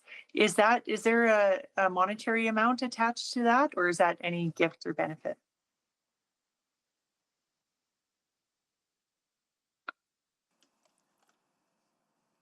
We'll have to check with that. We'll confirm that when we come back with the bylaw amendments. I'm not sure if we would want to put a threshold on that, but I'll ask Victoria if we wanted to do that. Okay, that's good. We can cover that later when we. Yeah, come we'll back. come back with it in the bylaw. That it's the motion Yeah. is just to direct us to prepare amendments. Okay, great. Thank you. And that would Yeah, include, I'm assuming that would include a monetary value. right. Good. Okay, thank you. Councillor Knack? Thanks, Mayor Sohi. So I'm just going to ask out loud. So again, what this does is this essentially carries over what we would have had under the code of conduct. Since that doesn't exist, this is now going to put it into policy, the things that are allowed to go within a policy, and it will take effect May 31st, correct? The way I'm reading the motion is the policy would take effect today. Or today, sorry, yeah, immediately, because we don't have a code of conduct, so even better. Yeah. Yeah, wonderful. Thank you. Councillor Rice? Just a quick question, and under community expenses, the advertising expenses is not under communication, is under community expenses? So section 8.8. Yeah, so I guess what we're suggesting here is that it would be, you're right, it's not there right now. The purpose of this policy amendment is to add it. So the additions would be under section 8.F as well as 9.F. I thought the advertising expenses is under communication. So that's why I'm a little bit confused, Yeah, because so that is. the purpose of what's on the floor is an addition. So that's something new that is being added to section 8.F to include ineligible expenses for advertising, those types of events. Okay, thank you. Okay. Councillor Principe? I think that was just from before my name is up there. Councillor Wright? I was just going to speak very briefly to it. Councillor Jans? Just a question. So why is it that if we have a council disclosure policy, well, okay, let me phrase it as a question. As a council disclosure policy to the clerk, if somebody gives me 2 tickets to a play at a theater valued at over $150 each, would that be included in the policy? So I don't believe council has a disclosure policy. Council has a disclosure bylaw. And if I understand this correctly, if you were to receive a gift of a certain monetary value that we'll put in the bylaw, that would then be a requirement. I'm looking at bullet 6. If we can scroll up the screen there. The bylaw you talk about, the council disclosure bylaw. Sorry, we're all working on different systems, so just let me just triple, I think points. That Sorry. one, yeah, number 2. Yeah. So if I receive a gift over, I think it's $300, it has to be disclosed as per the council disclosure bylaw. And I think it's done on a quarterly basis, is that correct? If I could just clarify, the quarterly disclosures were part of the council code of conduct. So the intent of this would be to move those quarterly disclosures that are current, or recommend that we prepare amendments to provide those quarterly disclosures in bylaw 20901. Okay, that makes sense, and I think it's, the origin of this was around a value of transparency. The voters the public, everybody should know who's giving us gifts, right? Because gifts could be perceived to influence our decision, right? Is that sort of the thinking around a disclosure bylaw? So two different things. So the reason we're putting it in the disclosure bylaw is because this requirement used to be in the code of conduct, which no longer exists. And so the vehicle that we were choosing, because you have the disclosure bylaw related to other requirements, both for accounting purposes and with the MG8, we thought this would be the best place to put it. But if somebody gave my campaign $5,000, that wouldn't need to be disclosed until October? Is that correct? Are you asking an Edmonton elections question? Because that's not related to this. So that's a campaign financing issue. That's not this. I'm just wondering if we have a blind spot here where we have quarterly disclosures of gifts over $300, yet we don't have disclosure of enormous monetary contributions that could be wildly perceived to impact ongoing material voting matters in front of council before an October election. So just to clarify, the Local Authority Election Act does have two reporting deadlines for campaigns. And so the first deadline that passed is March 1st, and the second one is September 30th of this year. And that is for campaigns? It is within the Local Authority Election Act, and I'm sure Edmonton Elections would be happy to answer any election-related questions. Okay, I just want to make sure that we aren't leaving any blind spots open. Thank you for that. Okay, Councillor Wright. Yeah, I did just have a couple of questions. Just to clarify, what would be considered ineligible under 8F? So in my role as councillor, going out to community events that the community or the league or the organization is paying for, but to maybe provide a silent auction item or a door prize, that would not be allowed.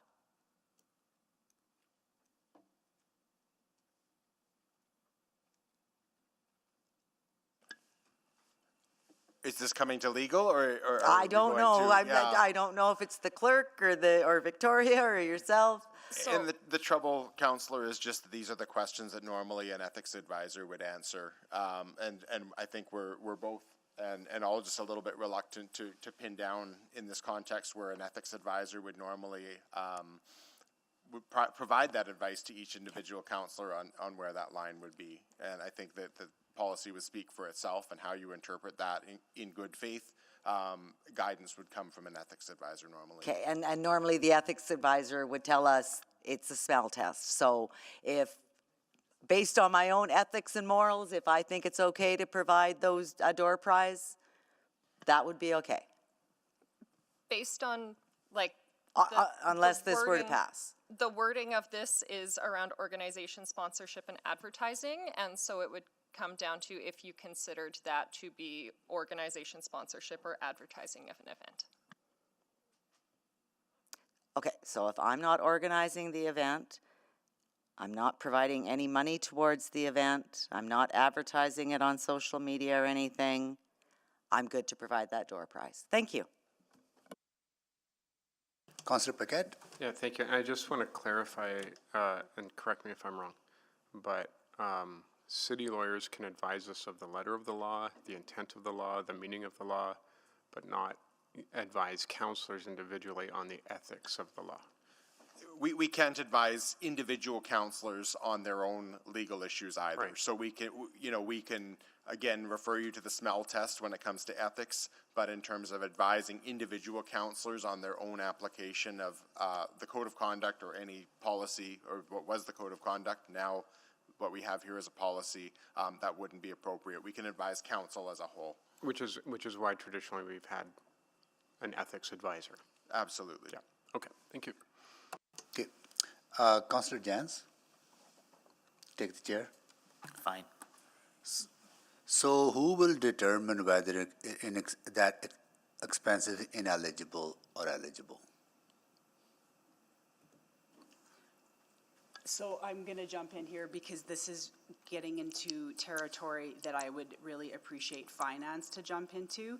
We are not, the city clerk's office processes invoices and expense claims that come from your offices. If we need guidance on eligibility or appropriateness of the documentation, we always work very collaboratively with our financial colleagues. And so I'm not sure if anybody from finance is on the call at this moment in time and have been following along to the discussion. but I don't know that I'm comfortable putting Victoria in that position to No, answer that. I wouldn't, right? I apologize, that's not my intent, because I just need clarity on, I don't want to put our city staff in a position where a council member or council staff or mayor's staff feels is eligible expense, then somebody else determines it is not eligible expense. That's a conflict that we need to avoid, right? Yeah, That's the why I'm risk of- asking. Yeah, at the risk of being contradicted by the CFO, the city clerk's office will process expenses based on the expense policy as you deem appropriate and as you submit. If there are any issues, then I'm sure we can have conversations about that, but we're not the arbiters of how you're spending the money. We will follow council's policy and council's direction. Okay, for example, say if I'm going to a community event, on the way I pick up a box of donuts to the community event, and I submit that as an eligible expense. Who determines whether it's eligible or ineligible? I don't know that my answer has changed, Mayor Sohi. Well, see, that's where the confusion is. I think this is going to cause so much conflict, even though I'm just using a very nominal amount of expense as an example. It could be a bigger expense too, right? That's why it's just very, very, very confusing. Okay, anyways, I'll stop here. Okay, that's it. So we're going to split it for voting purposes. We will vote on section 8F separately and section 9F separately.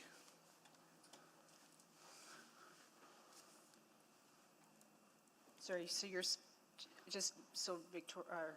Bev, we're gonna separate it into 3 separate votes, confirming? Part 1 would be the council policy C618, councilor's budget and expense be amended by adding the following, which would include section 8F, section 9F, then the last one is administration prepare amendments to bylaw 209. Okay, yep, so we can separate this into 3 votes, no Yeah, problem. okay. Okay.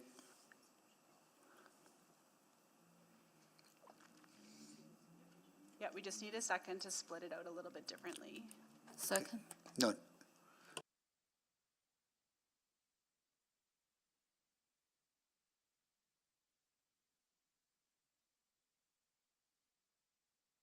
We're just sending out the first vote now.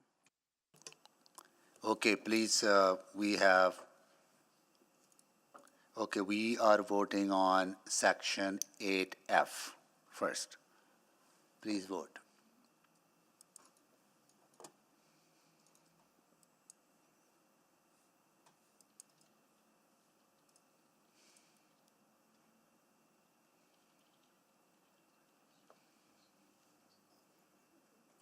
We have all the votes. Display the votes, please.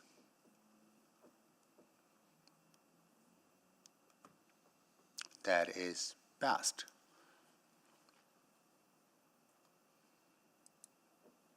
Now we will vote on section 9F.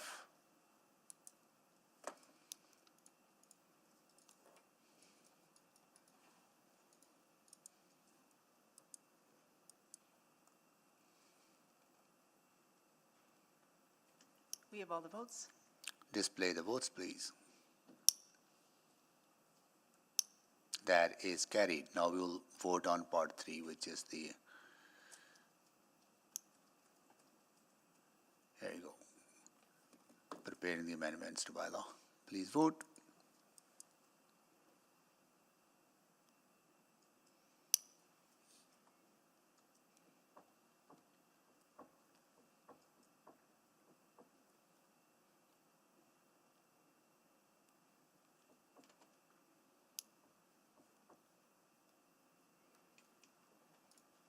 Just waiting on one more vote. Thank you, we have all the votes. Display the votes, please. That is carried. Okay. We are back to item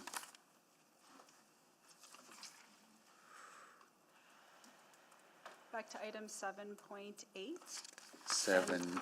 Yeah, then concept approval for the name sale. And I thought we were we had a motion, subsequent motion on downtown action plan. I thought that's where we left off, did we not? Or, oh, I see, okay. Okay.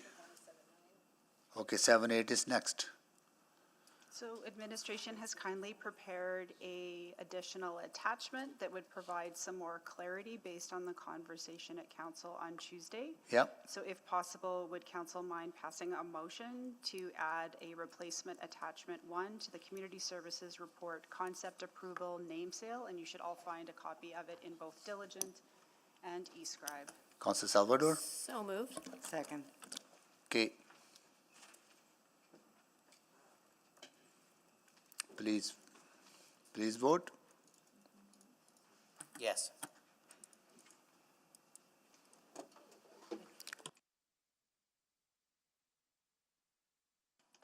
Just waiting for 3 more votes. 2 more votes, please.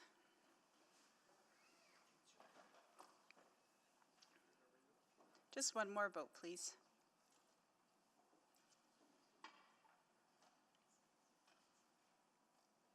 We have all the votes. Thank you very much. Okay. Okay, display the votes, please, sorry.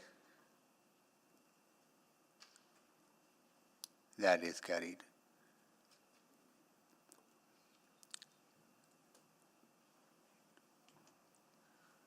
Would it be helpful to recap where we are, Mayor Sohi, or would you like? Yeah, please, can you? Yeah, so so just as a reminder, council at the last meeting or last day of this meeting reconsidered the main motion on the floor, which has now been put back on the floor. And there was an amendment on the floor, and there was some discussion about clarity related to the amendment. And so, Mayor Sohi, I did provide your office a potential restatement of your amendment, which may provide a bit more clarity.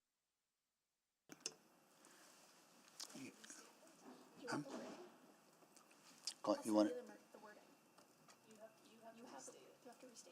Okay, so I'll see the chair to Councilor Jans is not here. Councilor Cartmel, you're next. I have the chair. Thank you. You have the new word.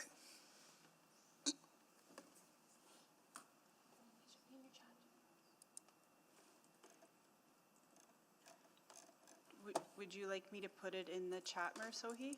Just here it is that part 1 of the motion be amended to add as stated in the replacement attachment 1 option 3, and part 2 of the motion be amended to replace attachment 1 with replacement attachment 1 option 3. Second.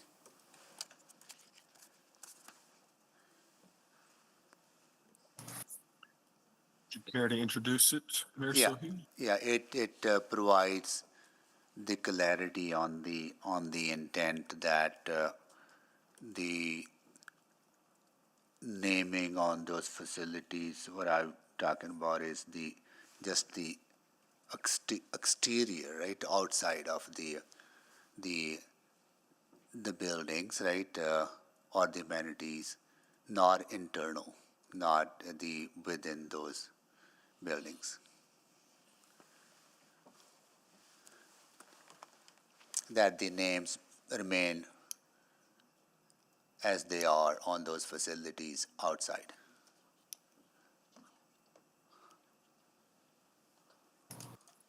Thank Point of you. order. Yeah. Just on the screen, I see it says option 2, but I believe Mayor Sohi read in option 3. Yeah. He did, Yeah. he So it did, is we option had 3. to, but we're just Great. changing Cool. that on the screen. Thanks. Yeah, for sure. Yep, thank you. Thank you. Questions?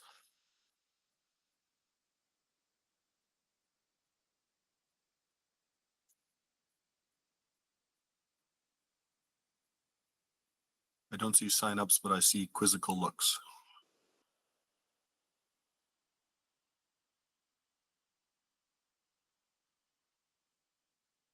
Councilor Salvador.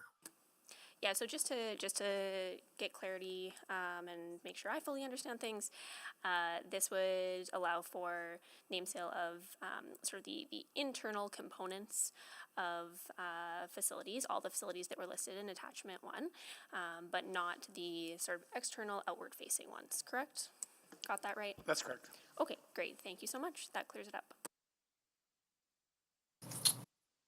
Thank you. Any further questions?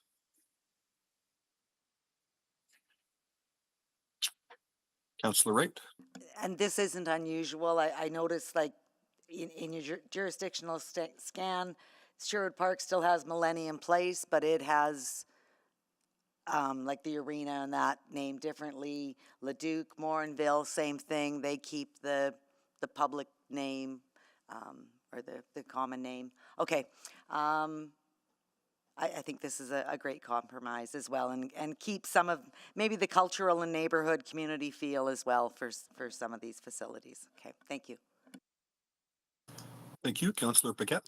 Thank you. And just to clarify, no matter, like, so in the event that this fails and you go ahead and look at the bigger center names, it still has to come back to council. If council is like, you know what, that's ridiculous, absolutely not. Like, that's still an option, right? Yeah, that's correct. And I think if the motion of the report failed as well, then we would stick with the existing policy where we would come with options for approval, then we would go pursue the sale and then bring the agreement back.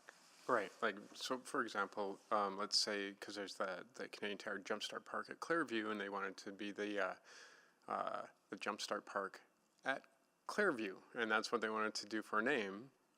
That's one option, but then if it was like the Crown Royal Coronation, maybe that doesn't fit in with that facility, so council would still have all of that say about the tastefulness and whether something flows or if it fits. Absolutely. The rest of the policy still applies. Yeah, okay. All right, thank you.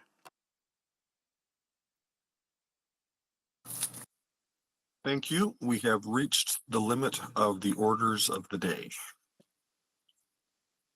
It is 5 o'clock. What would you like to do? Move to extend orders for 5 minutes or to finish this vote, yeah. Second.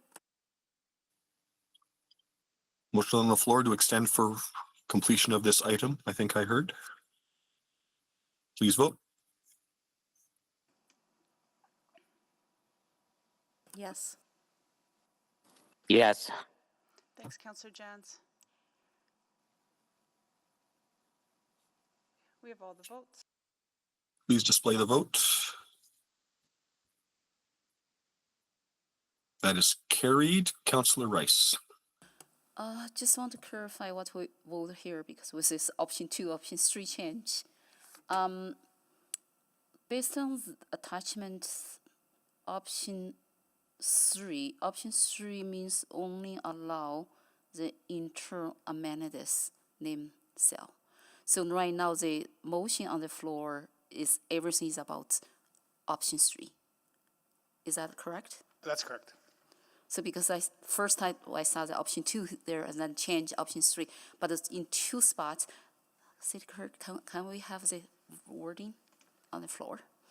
Yeah, we're working on that. eScribe's a little tired, so I'm happy to send you the chat. So just to clarify, the mayor said 3, attachment 1, the replacement's got 2 options, 2 and 3, but for clarity, the mayor asked for option 3. Option 3, yes. 100%. So right now the 2 spots both choose option 3. So that means everything is about only internal. That's correct. Answer. Okay, that's only my question. Thank you.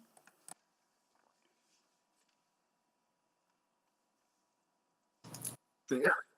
Pardon me. Pardon me. I see no further questions. Speaking to the motion.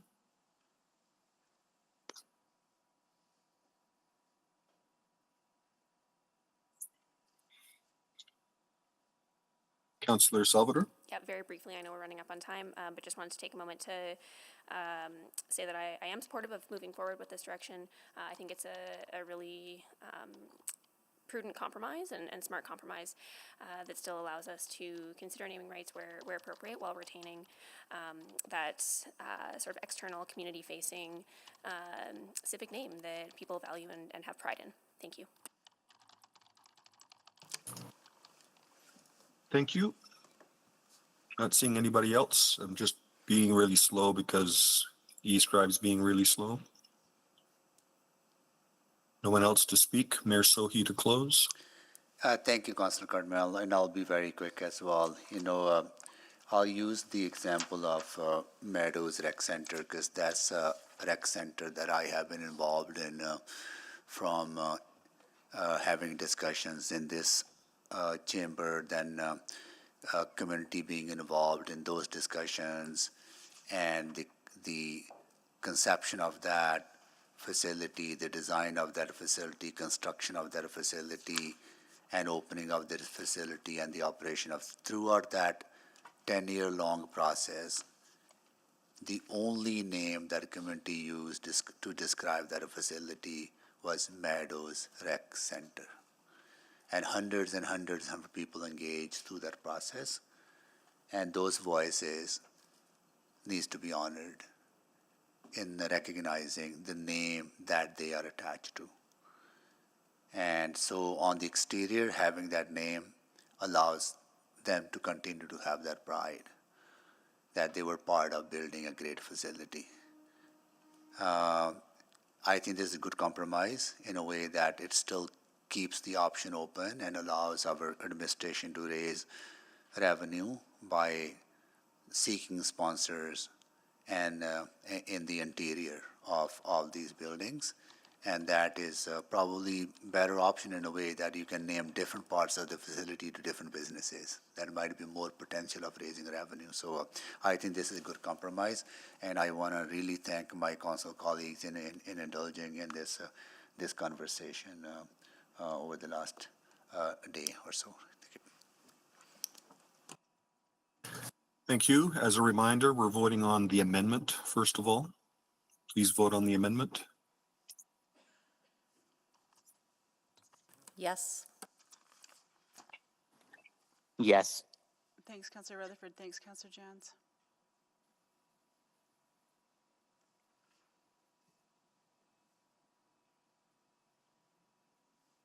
Just waiting for one more. We have all the votes. Please display the vote.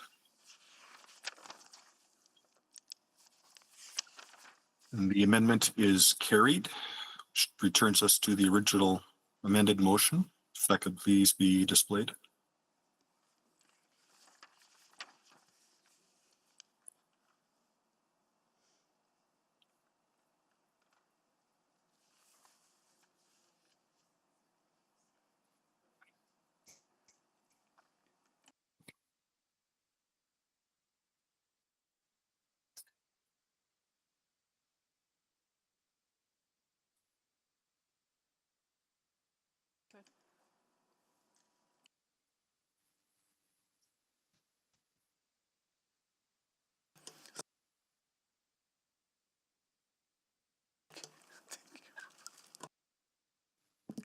Sorry.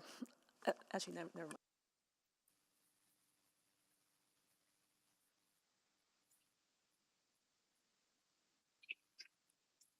I haven't heard that we've got all the votes yet. Sorry, Yes. we haven't called the vote yet. Sorry, Councillor Cartmel, we just put it up on the screen just to make sure it satisfied the chair. I'm sorry. I It just went up 3 seconds ago. thought I clicked on something. All right, please vote. Thank you. Yes. Thanks, Councillor Rutherford. Yes. Jans, yes. Thank you, Councillor Jans.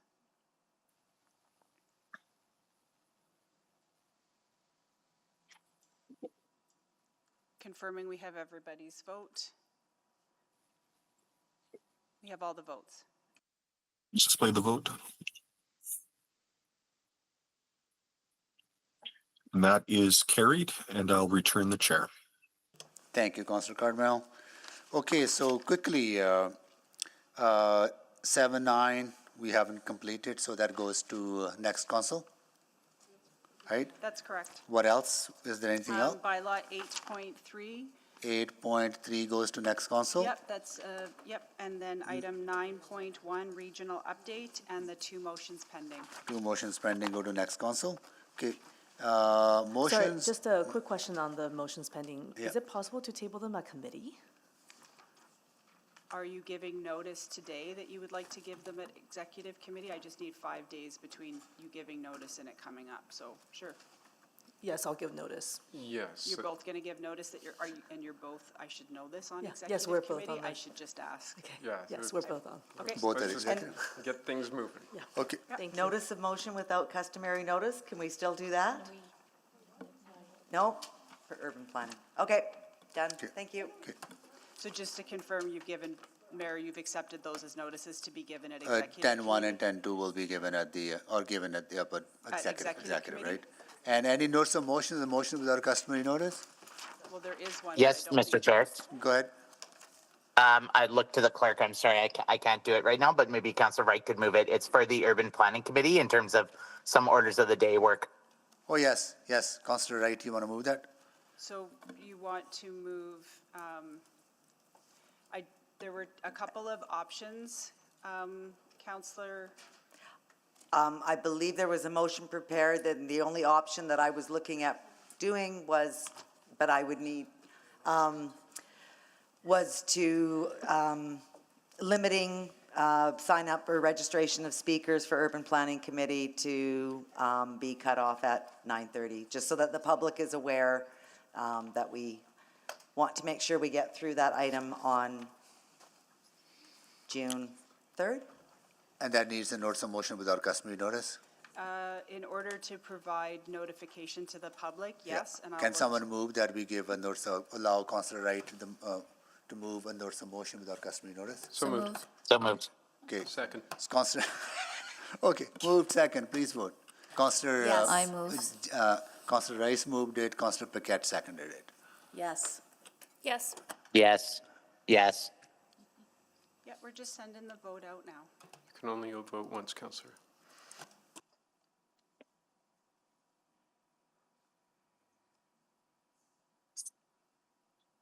We have all the votes. Display the votes, please. Okay, that is carried. Now, Councillor Wright. I would like to move I'm that gonna- can you just- whatever gets displayed. Yeah, can you just, I just need to triple check here.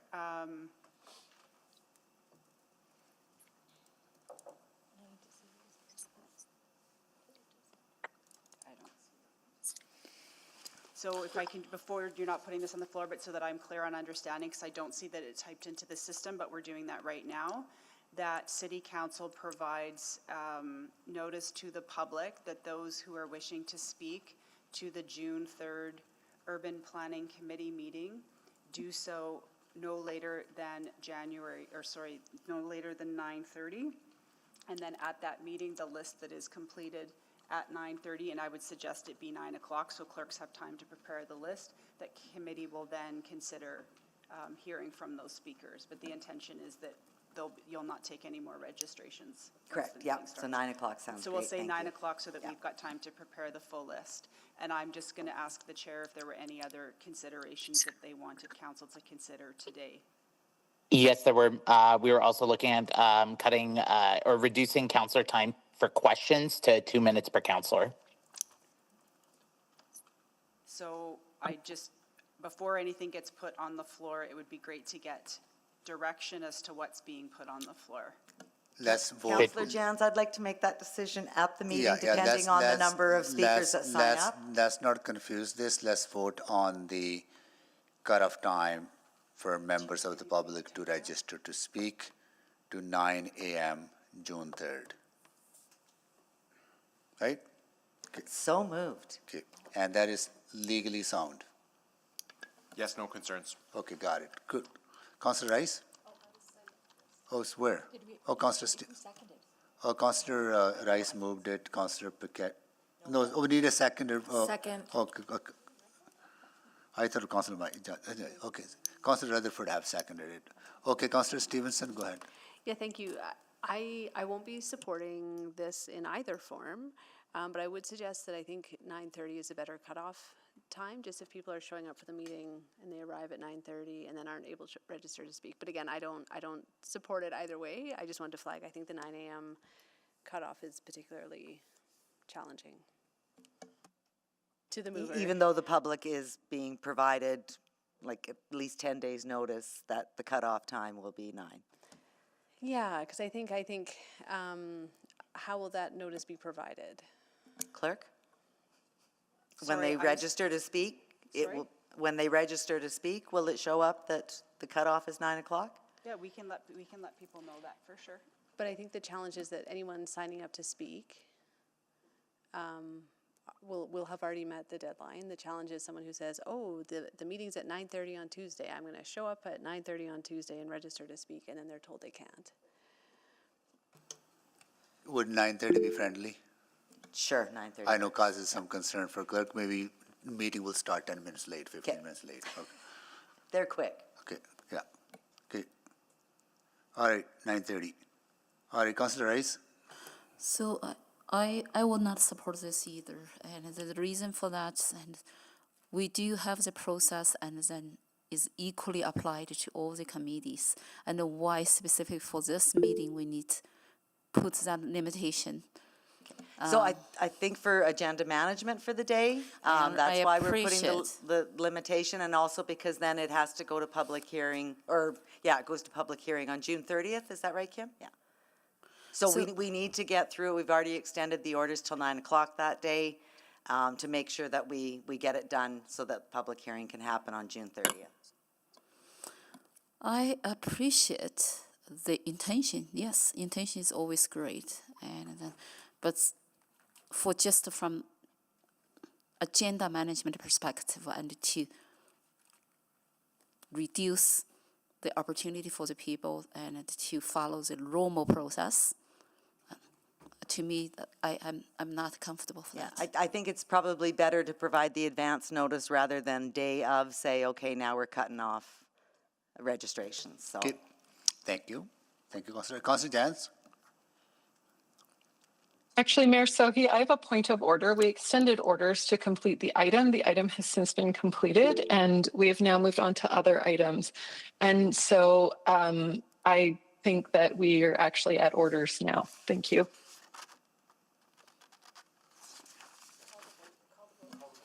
Call the vote? Call the vote. Okay, call the vote. Sorry. We're calling the vote on this. Vote is called. Okay, please vote. Yes. Yes. Just putting it up on the screen. Thanks, Councillor Rutherford. Thanks, Councillor Jans. So I do have another question about this meeting, though, that I now not. We're just waiting for one more vote. Can ask. What? Offline. No, it's not an offline question that I wanted to ask. We have all the votes. I could have technically moved. Yeah, and just to confirm, it says 9 o'clock on the screen. It will reflect in the minutes correctly that it is 9:30. Okay, it is carried. Okay. It is carried. Yeah, we are adjourned. Sorry. Councillor I guess. Rutherford. I know we're adjourned. We're adjourned. Yep. But I had wanted to ask a question about committee of a whole versus committee, because right now only committee members can do motions and amendments that will go straight to public hearing, and I don't think that's fair for non-committee members. And there was discussion about it being a committee of a whole, and that was not put on the floor. And the vote was called before I had an opportunity to ask those questions. Duly noted. Okay, thank you.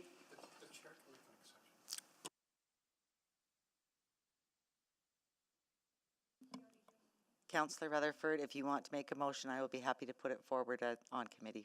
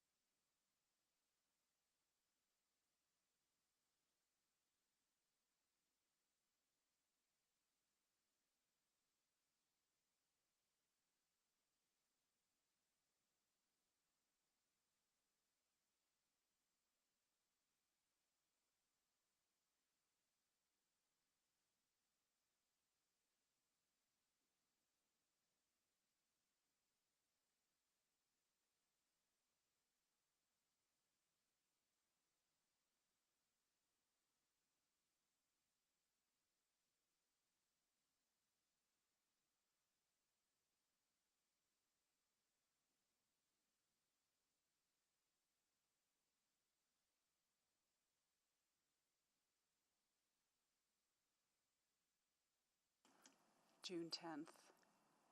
But it depends if the materials